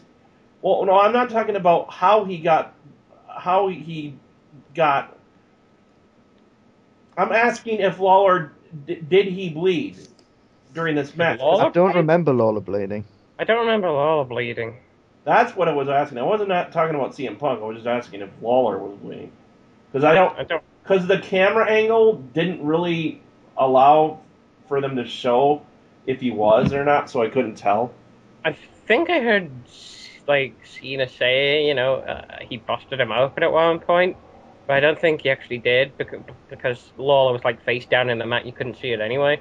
But I think Cena said at one point he busted Lawler open after the match. I might be wrong about that because Cena was saying a lot of things after that match. Jesus Christ. Way out of line, Punk. You are way out of line. Fucking hell. Brilliant acting by John Cena after this match. Jeez. Oh yeah, top notch. Let's give this man an Oscar. Yeah, this man deserves an award. Especially after like last week as well, dude. You were so emotional. That was brilliant. And now this? What the hell? What a twist. What a topsy-turvy thing here. Like, CM Punk grabs a chain from under the ring and locks the cage door behind him as he tells Lawler he's giving him another shot at telling him he's the best in the world. Jerry tells him hell no as Punk strikes Jerry in the face with elbow strikes, and he, demands to hear Jerry tell him he's the best in the world, and he continues attacking King. And Cena comes out and tells WWE And of course, this is when stupid Facebook guy, CM Punk, you're the best in the world, John Cena's best in the world. Yeah. That's when the stupid Cena marks are like, Cena's best in the world. Cena's gonna beat Punk, and if he doesn't, I'm not watching WWE anymore. Yeah, and they'll continue watching WWE because they're morons. There They'll are continue watching actual WWE, marks yeah. that are saying if Cena doesn't win, they'll stop Yes. watching. Not Marks. Oh, yeah. Cena fans. Cena fans. Cena fans that are saying if Cena loses at Night of Champions, I won't watch WWE anymore, to quote them. In fact, there's Nathan's favorite guy on Facebook who said, if Cena doesn't win at Night of Champions, he isn't going to watch until Cena is champion again. Yeah. Cena fans, I don't know if you know this. Wrestling's predetermined. Wrestling ain't as real as you think it is. I really don't know whether they know this. And that's scary to me. We know this, but we enjoy it. We know this, and we watch it, and we know it's predetermined, and a lot of people who don't like wrestling are going to be like, well, why do you watch it if you know it's fake? Because it's entertainment, and it's entirely to us. Yeah, there is a reason it's called sports entertainment. While it's not entirely faked, it's still predetermined. Yeah, it's predetermined. The scary thing is, if you actually try to tell some of these same people that this is not entirely real, that it's staged, they just don't get it. You can't. I'm not saying fake. You can't get through to them. I'm not saying fake, because there's a lot of things from wrestling that's real. It hurts. Okay, the bumps hurt, the blading, the blood, that hurts. Okay, you can get injured. A lot of it's real. But it's predetermined. And hit it with a chair, regardless if those are aluminum or what the hell. That Aluminium. hurts. Aluminium. It hurts. Aluminium. Aluminium. Yeah, I know what he meant, but yeah. But it's predetermined, Cena fans, is what I'm getting at. Okay? It's predetermined, it's written, and just because you say you're not going to watch if Cena wins, which you're going to watch if Cena loses, sorry, which you are going to do anyway if Cena loses, regardless, because I'm sure you couldn't go an hour without watching your Superman. Your little reactions aren't going to change the predetermined thing, because that was predetermined before you made your little rant. The pay-per-view, the ending to that, probably already been decided. They have been known to change things last minute, though. I doubt they're going to change things just because a few kids are like, if John Cena doesn't win, I'm not going to watch, because they probably are still going to watch. I know that, yeah. And just a few kids saying they ain't going to watch with John Cena's fan base. I doubt that's really going to hurt WWE's merch numbers. I doubt it's going to hurt their ratings at all. At all. They're all stupid little cunts. I was so happy, by the way. I saw a video the other day, and it was a CM Punk Q&A at Comic-Con or something like that. It was a while ago. But there were kids in the audience. And I had to laugh, because one of the kids said, when are you going to get rid of John Cena's stupid spinner belt? And I was just like, oh, thank God there's smart kids out there. Yay. There are smart kids out there. And to answer that kid's question, right, CM Punk wants to change that belt desperately. Yeah, CM Punk's wanted to change that belt for a long time. And apparently the reason they couldn't do that, they've got one in the works. Apparently, I've seen. Rob's here, by the way, guys. Hi. The reason they couldn't do that is because of their deal with Hasbro. They have got one in the works. Or Mattel. I can't remember which company. I forget what the deal was. He's also still trying desperately to get the ice cream bars, by the way. He said he was going to write a letter to Ben and Jerry's to see if he could get anything. Yeah. Also, I can't remember. Oh, I will remember one. I do remember one spinner belt that was really cool. Was the Rated R one? That was shit. That was awful. The only spinner belt in the history of spinner belts that I liked was the US one, when he was Doctor of Thugonomics and he was US champion. For some reason, I really liked the look of that belt. That was back then. I was a bit younger. And then they took the belt off him, but he still kept the spinner part of it. It was weird. It might have been because I was younger at the time, and I just thought the fact that's just like anyone other than Stone Cold holding the Smoking Skull belt. Yeah, it makes no sense. It might have been because I was younger, and I thought, ooh, a belt that spins. I was easily entertained when I was younger. Easily entertained. If it spun, my eyes would follow it, and I'd be like, ooh! Although, actually, now that I think of it, it would be really funny for Kane to hold the Smoking Skull belt. This reminds me of the time my brother set me on fire. But I never liked the WWE spinner belt ever. It's an ugly belt. I thought the Rated R one was okay. No. No. And I hate these people that liked it when The Miz held it just because he turned it upside down and thought that was creative as hell. No, it was the same ugly belt, it just had an M instead of a W. I thought when he revealed that was hilarious, though. You know, I laughed you know the most pointless thing about the spinner belt is the fact that they have the spinner belt, but no one spins it anymore. That's a good thing, dude. That's a good thing. It's a very good thing. Well, it kind of makes it pointless to have the spinner. It kind of makes it... Yeah, completely pointless, but the fact that your belt spins is a joke. The fact that your belt doesn't even say champion on it is a joke. It says champ. It doesn't even say champion on it. The fact that it says champ on it is a joke. To be honest, though, the WWE title isn't the most tired belt. That says that's a world heavyweight title. Oh yeah, that honor goes to that forever. That honor goes to the I'm a Dead Belt Championship. Yeah.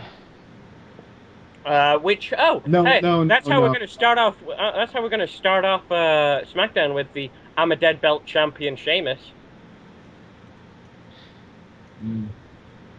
And Sheamus cuts the usual Sheamus promo, which is sad now that I actually have to say that he cuts a usual Sheamus promo. Oh, you guys are doing a show now. Yes, Yeah? that's what we've been doing, dude. Why do you think we said hi? So Hi. Sheamus cuts the usual Sheamus promo about Alberto Del Rio until he's interrupted by Damien Sandow, which I thought was weird. I thought this was a weird way to start off SmackDown. Not what? Sheamus and Sandow? What? Did I miss something between Raw and SmackDown? The hell? Sandow. Well, they're both linked by Triple H. I know they're but both that's linked by really- Triple H, but still, this was out of nowhere.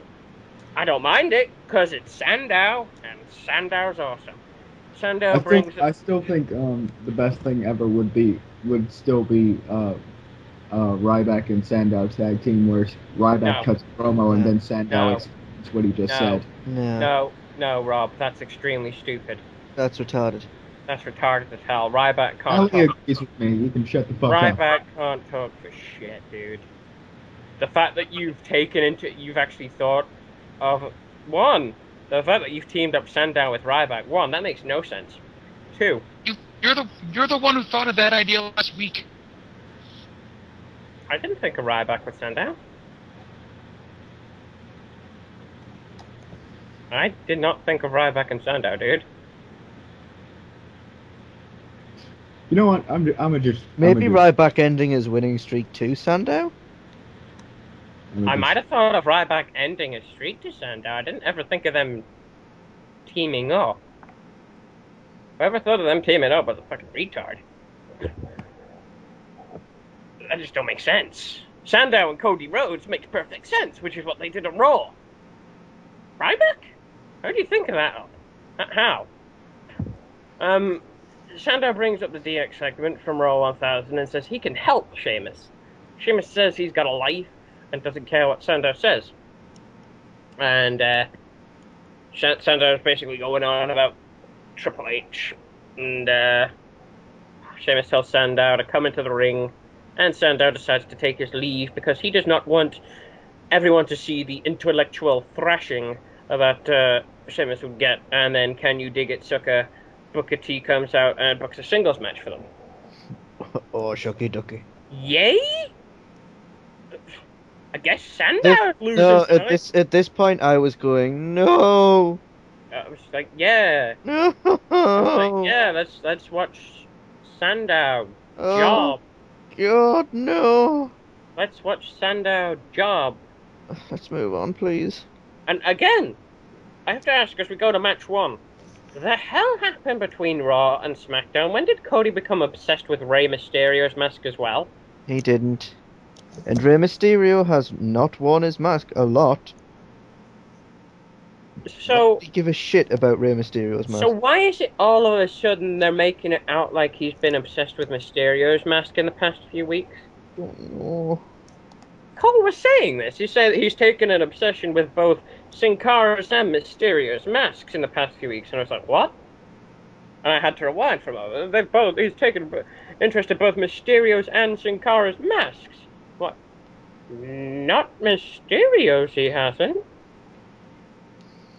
So, you just decided, we're going to have him obsessed with Mysterio, with whoever wears masks, even though Mysterio has been seen unmasked multiple times. A lot of time in WCW. In interviews. And I think in WWE. I might be wrong whether he's been seen unmasked in WWE or not, though. No, He looks like a 12-year-old Mexican. he's never really. Tattoos. To my knowledge, he's never been seen in WWE unmasked. But we know what he looks like. A lot of people following Rey Mysterio know what he looks like under that mask. Sin Cara, I don't know what he looks like under that mask. I'm gonna be honest. I didn't follow the guy. Didn't know about the guy till he came in WWE. I don't know that much about wrestling in Mexico, the luchadors. Wish I did. Wish I could follow it, but I can't find anywhere to watch it. So, if I could, I'd watch it. Maybe I'd know more about Sin Cara then. But so I have no idea what he looks like. But Mysterio, yeah. there's really no point in taking his mask off. At all. And there's really no point to put Cody Rhodes in this storyline of him being obsessed with people that wear masks. Literally the only reason is that Cody once wore a mask. That's really the only reason, is that he wants to wear a mask. And they're apparently bringing kind of back him being obsessed with other people's looks again, because he's saying how they look ugly under the masks. And they're hiding, like, disfigured faces. This would make more sense if he was doing the dashing gimmick, but he's not. Yeah, he's not doing the dashing gimmick, so... Do they just not know what to do with Cody? Just team him up with Sandow. Make him fight with Sandow's cause, because you teamed him up with Sandow on Raw. Have him be a savior with alongside Sandow. You have a nice little group there. Could kind of have a straight edge society kind of thing going there. Obviously not with the straight edge gimmick, but you know, being that you will save people from themselves, basically. And you could have a good heel team there. Get a third guy. I don't know who else you could have to be this intellectual savior, but Sandow and Cody, and maybe a third intellectual savior guy. You could have a good heel stable there. Mm. Do that with Cody. Make him a tag champ with Sandow. Why not? Give him something. Make him Intercontinental champ again, because he brought prestige to that belt. He was a good Intercontinental champ. Why the hell did you take it away? Michael McGillicuddy could probably work in that. Yeah. The only other quote-unquote intellectual, a guy who has sort of an intellectual gimmick, or at least had one, was Matt Striker. Yeah. And yeah, no, that wouldn't. I don't want to see that. Yeah. No. Rey Mysterio wins with a 619 because Cody, once again, is obsessed with taking masks off. And after the match, Rhodes starts beating down Mysterio and attempts to rip off the mask, but Sin Cara runs out and makes the save. Rey hits the 619.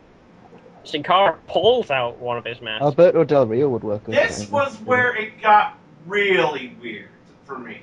Yeah, Sin Cara pulls out one of his masks and puts it on Rhodes. And I'm like, how is this supposed to be is this supposed to be insulting to him? It's supposed to be embarrassing. Is it supposed... Yeah, how is this embarrassing? You put a mask on a guy.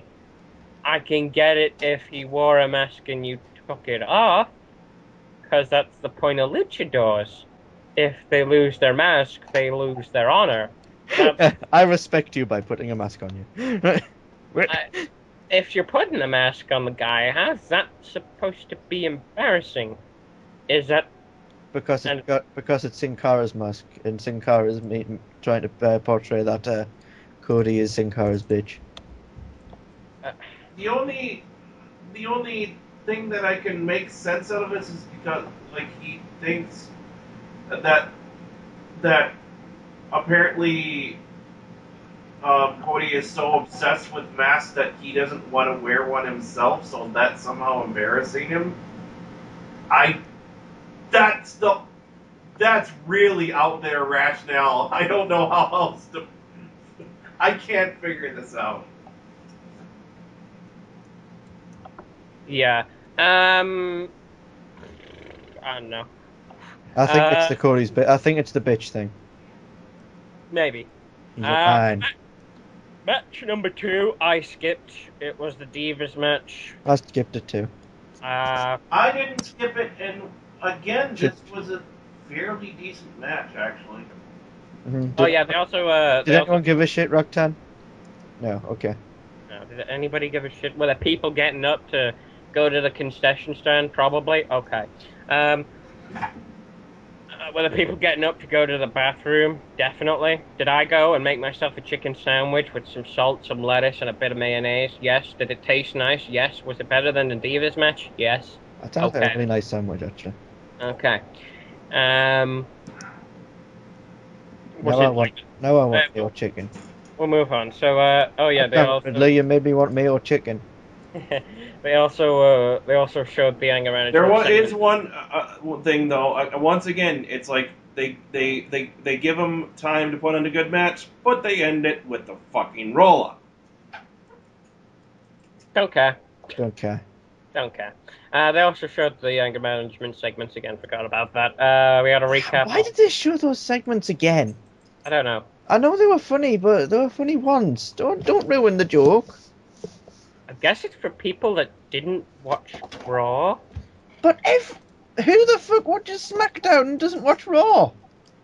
I know there used to be a time where people only watched SmackDown because there was a time when SmackDown was a lot better than Raw and Raw wasn't that good. And there was a time when, there was brand separation.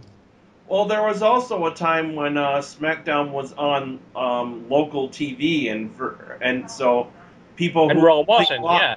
For people who only got local TV and didn't get cable, SmackDown was the only thing they could watch. Yeah. So,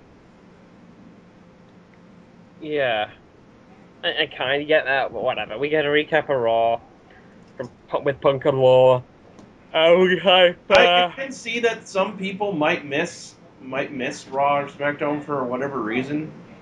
You might miss it, but it's not like you can't watch it again. They do like a rerun of Raw. Like, I think, in case you missed it, there's YouTube, there's probably streaming sites, there's Daily Motion. I'm sure you can find it somewhere. With the advent of the internet, this is really unnecessary. Yeah. Really unnecessary. Well, I guess the whole thing with the recaps is like, WWE doesn't want you to like. Of course, they don't want you to go to streaming sites because that, Well, they should do a better job. From that. They should do a better job of getting their product out there. That's all I'm gonna say. I think that the real thing is it if they want to recap it, fine, but just talk about it. You don't need to show it. Yeah, you don't need to tease it before adverts. You don't need to say, coming up later tonight, we're gonna watch stuff that you probably saw on Monday. Yeah, honestly, why instead of say replaying it, why don't you talk about it and say how funny it was, and then people will watch Raw then? Talk about it. Don't show it. Hey, how about this? After SmackDown, do a rerun of Raw. Yeah.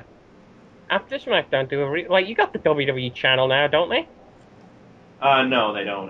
You mean the WWE Network? No, they don't have that up yet. When they get that up, how long are they gonna wait to get that fucking thing up?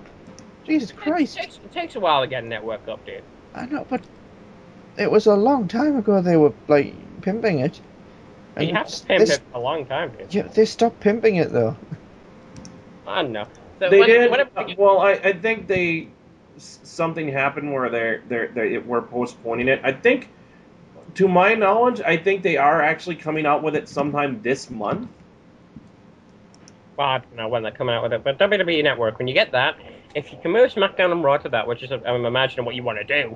Okay. I just looked it up. They're pushing back the launch of the network until November. Okay, whatever. Whenever it's launched, I'm imagining that's where you want to move SmackDown and Raw to. Maybe there's some contractual obligations you still got to meet with the current network you're on, and you want to wait till those come up. Fair enough. And then you want to move Raw and SmackDown. I really hope they don't put Raw and SmackDown on the network. I really hope they don't. Rocktown, it's fine. You'll be able to watch it on YouTube. Why wouldn't they watch it on Raw? Why wouldn't they put it on the WWE Network, dude? Because they would lose customers. Why wouldn't they put it on the WWE Network? Because they would lose customers. How would they? Because people wouldn't have the channel, thus they wouldn't watch it, thus they'd move on to something else, aka TNA. The people who'd really want to watch it would get the channel. No, but WWE doesn't, they don't advertise to people who are die-hard fans of WWE. They advertise to the casual fan. And the casual fan can move on very quickly. What, are they going to make it so you have to pay to get the WWE channel, or are they going to make that a free thing? Of course they are, but Oh, hold on. Dude, it'll be an extra with if you have a sports pack with a cable network. You have to pay for a new channel, dude. If it's on Freeview, I will be very happy because then I will have something to watch on TV. Yeah, Obviously, if they just add it as a part of a normal package, that would be fine. Then everyone what I was gets it. thinking But they do. if it's going to be something you have to pay for, goodbye. Yeah, what I was thinking of It's doing, what I was thinking they do is make the channel a part of the normal package, but obviously for like pay-per-views, then you'd obviously have to order those. I don't know whether. If they're gonna make people pay to add the network, I can see people just saying fuck it. I think if they make people pay for the network, then they would have to like stream the pay-per-views free on that network, which would be reasonable. I doubt that they're gonna make people pay for the network, dude. If they do, I could see them doing something. There is something they could do. Something that's smart with the network is show, WWE did something is show reruns of SmackDown and Raw on it. what they could do, is go through the WWE archives and show the older episodes of Raw and SmackDown, like show from, I don't know, episode 1 of Raw. And that way, you'll also educate the more modern fans, the kids in that. The idiots. And you got WCW as well. Show the good years of WCW. You don't have to show the bad. 1 year of WCW. No, dude, there was some good years. I know. I'm just taking the piss, dude. But you own WCW, you could do something with that. You could, like, you got the old WWE. They could stream the crappy WCW as part of a comedy hour or something. Yeah, and you got all your old WWF stuff in archives. Show the old WWF stuff. Fans will learn a lot about the history of the company, and plus, you've got the Attitude Era symbol on uncensored now. You can actually show that unblurred. So when they get the WWE network, I think it'd be a huge opportunity, missed out if they don't show the Attitude Era stuff on their network. Because that obviously made them a bunch of money, and it's what defined them. Yeah, but at the same time, I don't know whether they want to I don't know whether they want to promote old product like that. They don't have to promote old product. It's there. I'm thinking filling out time on the network. Show that stuff. It'll teach your fans about it. Hey, I'd watch that. I'd watch that. I would watch that. It'd teach more new fans about it, and I'm sure newer fans, when they're seeing all this old stuff, they'll look for DVDs for like Stone Cold or Shawn Michaels back then. They'll look for like DVDs on these people because they've learned more about them, and they want to, get DVDs about them and watch their matches and that. I can't see that as being a bad thing, showing the old episodes. I would totally go for that, and I can see a lot of people going for that. The hardcore fans, the newer fans, because they want to learn more. It'd be stupid if WWE didn't do that. Speaking of DVDs, I want to go off on a tangent here. The new DVD that they put out. The C-Show going on a tangent? Also when showing older stuff, you can show older pay-per-views for free. Show all the old WrestleManias. Mm. Show all the old WrestleManias. Just not 1 and 2. I'm not. You could have. No, 1's good. 2 isn't. 2's bad. 2 is bad. 1 was all right. It was the first one. You couldn't really fault them on that. It was the first one. You couldn't really fault them with that. Yes, I can. Not really. It was the first ever one, dude.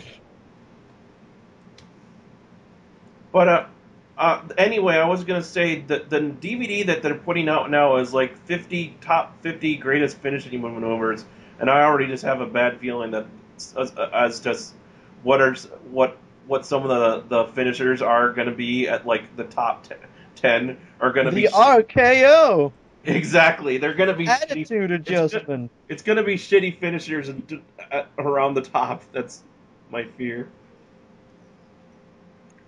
Yeah, if WWE Network, if anyone from WWE is listening, and I doubt that highly, but if anyone does, talk to your boss about this network and tell him he needs to put some of the old shit on there, because that's going to make him some money. Well, I already remember some of the stuff that they were talking about. When they were previewing the network, they were talking about all these reality shows that they were going to do.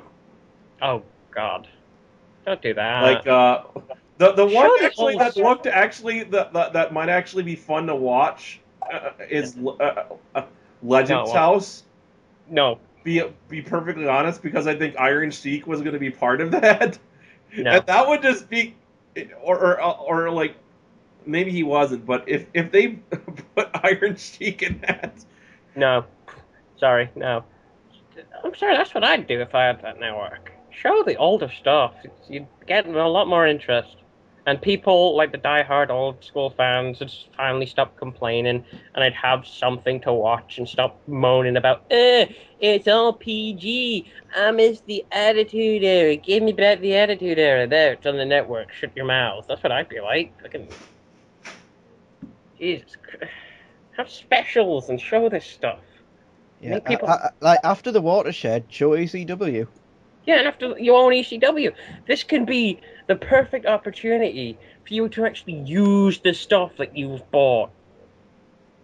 And not just have it sitting on a shelf. Nah, Vince isn't going to do that. Are you mad, sir? Well, when Vince goes, I hope someone is smart enough and like, we should put this on our network. I hope he leaves the network and charges somebody else with brains. I really do. Well, he's leaving it in charge. He's leaving the company in charge. Giving it to Triple H. So I don't know if he has any say on what goes on the network. I know he's head of WWE, but that's the show, and the show. I don't know about the network. I don't know who's in charge of that. But whoever's in charge of the network, Vince will be in charge of it. He won't. He likes having the power. He wouldn't give anyone else like that power over that type of thing. give it to Triple H if you want to see how he can run things. Give power of the network to Triple H. There you go. So Sheamus versus Sandow. I don't know what to say about this match.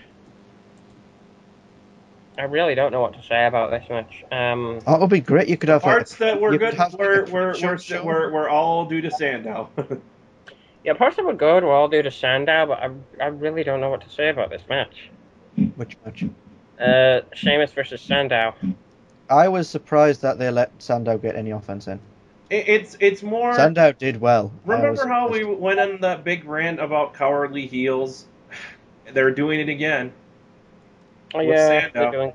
they're doing cowardly heel again with Sandow. So far, the only one that I can think of that isn't a cowardly heel is CM Punk.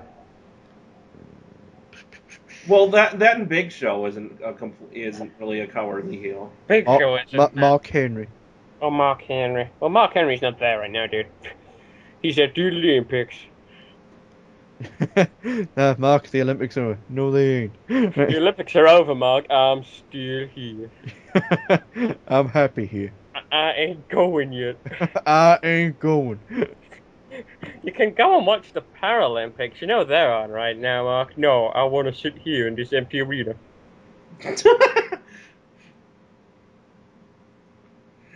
I want to sit here and reminisce.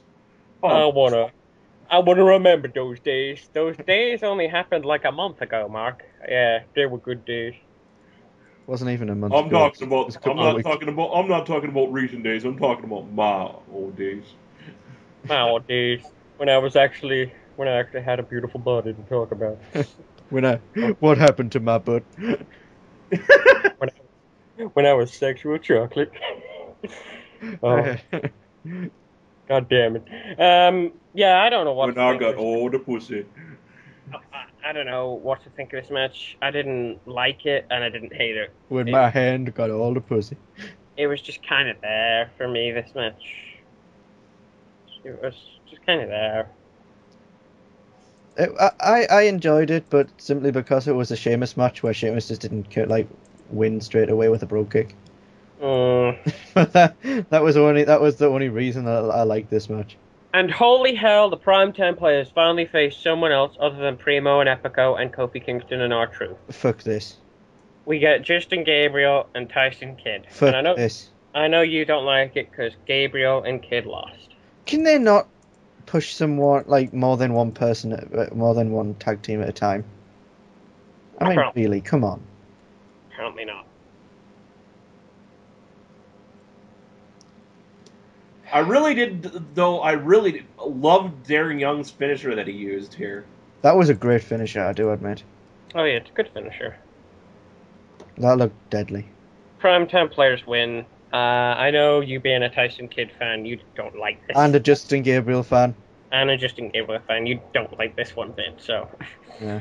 I mean, come on. You saw some of the spots that like Tyson Kidd and Justin Gabriel were doing, and that's when they have to job, right? You know, that's when they have to do their worst. So, more recaps of the Daniel Bryan stuff that we saw last Monday. Then Del Rio's in the ring, but he's quickly interrupted by Kane. Josh Matthews once again books it, and Kane. I love that whole thing that they're doing with Josh Matthews. Kane cuts a promo saying his therapist told him to apologize to Josh, and he says he's sorry. I'm sorry for throwing you into a wall. I'm sorry for throwing you into a wall. Right. I'm sorry for throwing you into a wall in SummerSlam. I'm trying to control my anger. And he goes to leave the ring, but Teddy Long... It's funny, though, because like you can actually tell that, like, unlike Daniel Bryan, Kane's actually trying. Yeah, it's weird. Kane he apologized to Josh, but Teddy Long cuts him off, and Long says that Del Rio is going to face Kane right now. Thanks, Teddy, when Kane's just trying to get over his, like, horrific anger problems. Put him in a match with someone who's, like, a cowardly heel. Kane versus Del Rio. Cowardly heels. During the match... Ricardo gets up on the apron and he distracts Kane. Del Rio hits the backstabber and he gets the pin. Kane gets angry. I find that's really unusual that you started pulling out the backstabber. Hey, if that's going to be a considering we have two wrestlers that are already doing it. Yeah. Yeah, but who gives a damn about them? Is probably what WWE's in view of them really is. Who gives a damn about them? We'll make it Del Rio's new finisher. Because Prima and Epico will probably... To be fair, Del Rio needs a finisher that's not a submission. Because probably them... But why can't they make his Inseguri his other finisher? Because he's used it too long as a signature. Yeah. It would be strange if people just suddenly started to, get the pin from that. I guess. So Kane gets angry, he goes outside and he grabs Josh Matthews. And he's beating up Mr. Awkward Moment. I'm sorry, Josh! And he's yelling, I'm sorry, Josh. And apparently, I didn't hear this, but if this is true, this is hilarious. It is true, because I heard that. I heard this. A beat-up Cole chant starts. That was awesome. That is hilarious. I could clearly hear that. I couldn't hear that. But WWE, that just shows you what your audience thinks of him. Yeah, even now, when you've toned him down completely, people still hate the fuck out of him. You have had this guy. I don't know whether you've told him to say it or whether you were just like, say what you want. But either way, this guy has said some of the most disgusting, offensive things.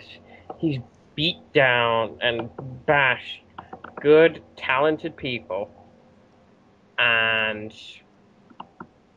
people just hate him.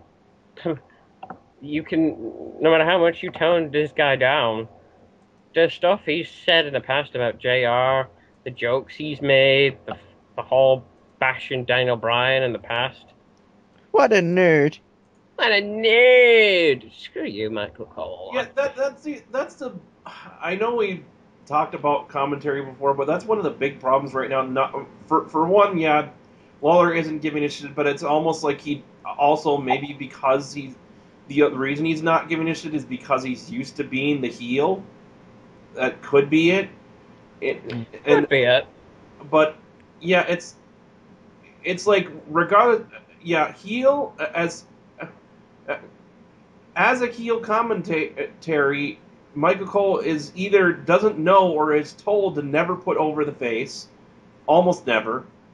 Occasionally, with certain people, he will sort of put him over, but it's very here and there. It's And very begrudging as well when he does it. And then with Lawler, it's kind of the same, only reversed. Yeah. Why can't they have commentators that put over the talent, regardless? Oh, and I remember now. Regardless totally of which side they're going to affiliate themselves with, put over the fucking talent. I totally forgot about this. But bringing up commentary on Raw when Kane came out to do commentary, Michael Cole said, and I quote, "We can be like Bobby Heenan and Gorilla Monsoon." Oh and my! immediately through my head, I was just. What? Yeah, he said Fuck, we could Michael be. Cole. Oh yeah. He said we could be like Bobby Heenan and Gorilla Monsoon. We could work up a rapport with each other, Kane. You could not even in your wildest of dreams, no matter fucking who your partner was, you cannot even come close to matching Heenan and Monsoon. You couldn't. If your partner was Jesus, if God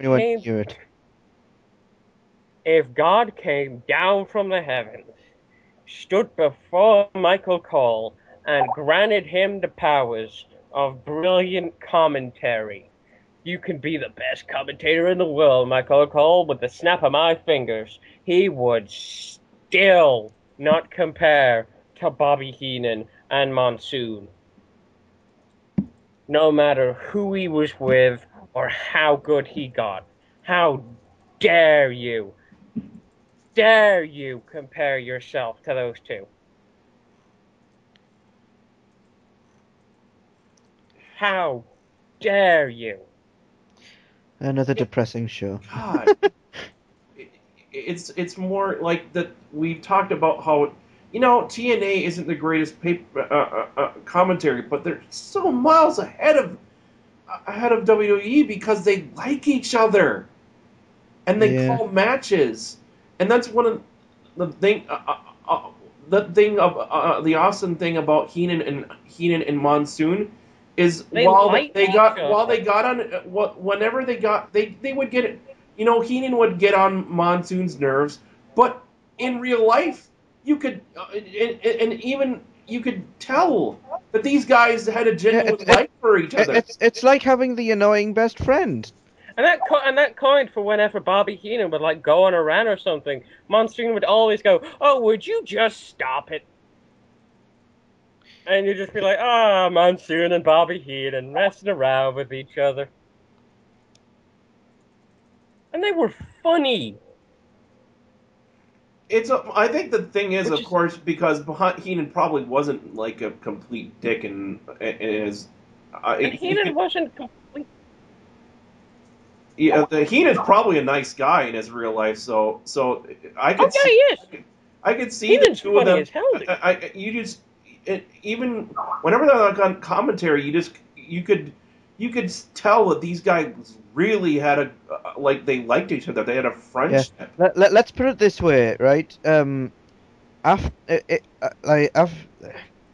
Bobby Heenan would never have done something against Gorilla Monsoon and by talking about his mother after she just died. Bobby Heenan would have never made fun. Even if Monsoon said it was okay, he wouldn't have done it. You would have said, "No, dude, I don't want to do that." Bobby Heenan would have never made fun of someone's physical disability. Bobby Heenan would never have made jokes about someone's physical disability. He wouldn't have said things. He wouldn't imitate this person. He wouldn't go on Twitter and badmouth this person. Especially if the person in question had given him his job. Yeah. And had helped him throughout his entire career. Had given him his job and given him advice his entire career.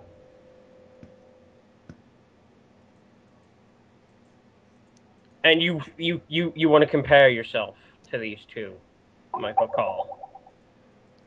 Fucking Vince McMahon and Jesse the Body Ventura, even though they hated each other, are better than Cole and Lawler.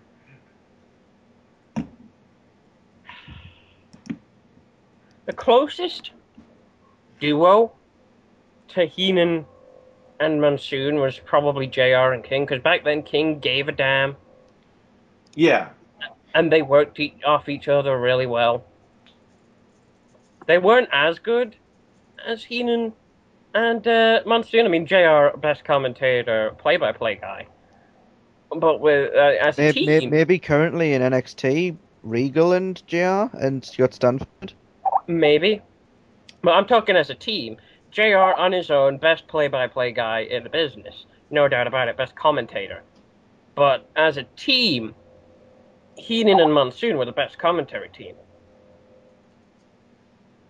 Because nobody matched that comedy and that rapport while still being able to call a match like they were. Exactly. They could still call a match and have fun with each other. Screw you, Michael Cole. You couldn't fill those shoes, even if you put on 20 pairs of socks to make your feet expand. You couldn't fill those shoes. You can hardly fill your own shoes. He's not filling his own shoes, and the crowd is shitting on it, and he can't fill his own shoes. You can't fill your own shoes. It's sad when annoying face Michael Cole, who could barely really commentate a match, is better than current Cole. You know what wasn't actually a bad team was Michael Cole and Taz. I liked Michael Cole and Taz. Well, that's because even though Taz had to stop because of back injury, he wouldn't take shit from Michael Cole like that. No. If Michael Cole had tried anything, Taz would have just slapped him. And Michael Cole and JBL wasn't half bad either. No, because JBL would have just stiffed him in the face. JBL could get Michael Cole to shut up. There's certain people that somehow, some way, can just get Michael Cole to be quiet. Right? And we need another one of them people on commentary. We really do. We need another one of them. Because JR, when he comes out, he can keep Michael Cole quiet. Every now and then. When he wants to, he can keep Cole quiet. Because I remember when Cole and JR were having their little feudy thing, and Cole was continuously bad-mouthing it, JR just ignored Cole. And whenever Cole spoke, JR would immediately interrupt and actually call the match. And it would shut Cole up instantly. And that's what I loved so much when JR came back every time, was he would come back, he'd ignore everything that Cole was saying, trying to bash the wrestlers, trying to bash King, trying to bash him, and he'd call the match. And it would shut Cole up. We really need to move on, though. Yeah. We need someone to shut Cole up, is basically what we're saying here. Basically, JR managed to shut Cole up by being a consummate professional. Yeah. Get a professional or get a wrestler, because Cole would be scared to hell that they might stiff him. So just get someone to shut him up. We're making Ollie angry for how long we've been going. I don't care. It's our show. We can ramble. It's our show. Fuck you. Main event: Dolph Ziggler versus Randy Orton. Well, I'm recording Ollie, so seems to be working this time. Anyway, yeah, Dolph Ziggler versus Randy Orton. Fuck you. Yeah, fuck you, dude. I'm gonna say it now. I didn't watch this match. I can't stand watching Randy Orton wrestle anymore. I physically can't stand it anymore. I watched right up to the RKO out of nowhere, which I knew was the end. I watched right up. I was just sort of like RKO out of nowhere. I knew that was gonna happen. Ziggler loses, of course. Fuck you. You know what I really noticed about the way Orton wrestles right now is like the way that he's started to do is like when he does like his signature spots, he forces someone into the spots and instead of the spot kind of happening, like he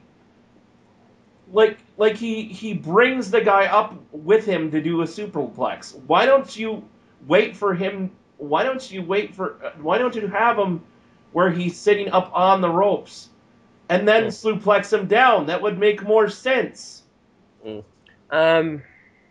Yeah, I watched all the way up to the RKO out of nowhere, and I turned my TV over. I turned YouTube off, basically. I was like, I know how this is going to end. Goodbye. And then Vicky gets on the mic Ugh. and says the most stupidest thing Yeah. I have heard her say. And still your Money in the Bank winner, Dolph Ziggler. He lost the match, Vicky. He lost the match. Vicky, shut up. He lost the match, Vicky. You are flat out terrible now. What happened, Vicky? Vicky. You were bad before. Vicky. He lost the match. Money in the Bank winner!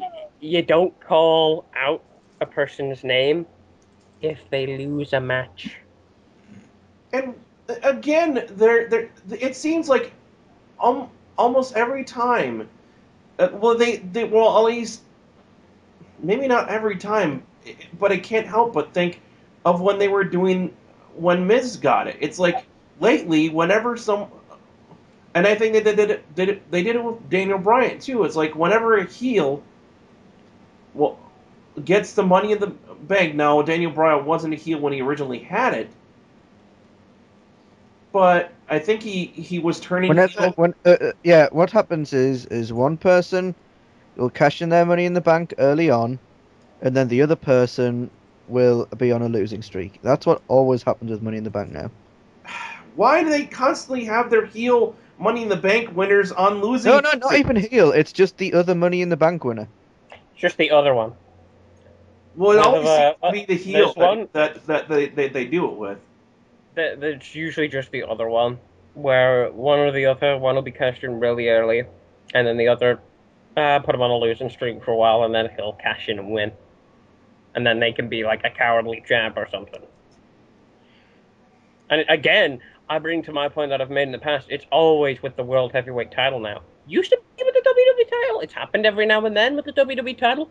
But majority of the time, it's with this title. It's with this title, and this title's Money in the Bank winner. Always the World Heavyweight, most of the time, if not always.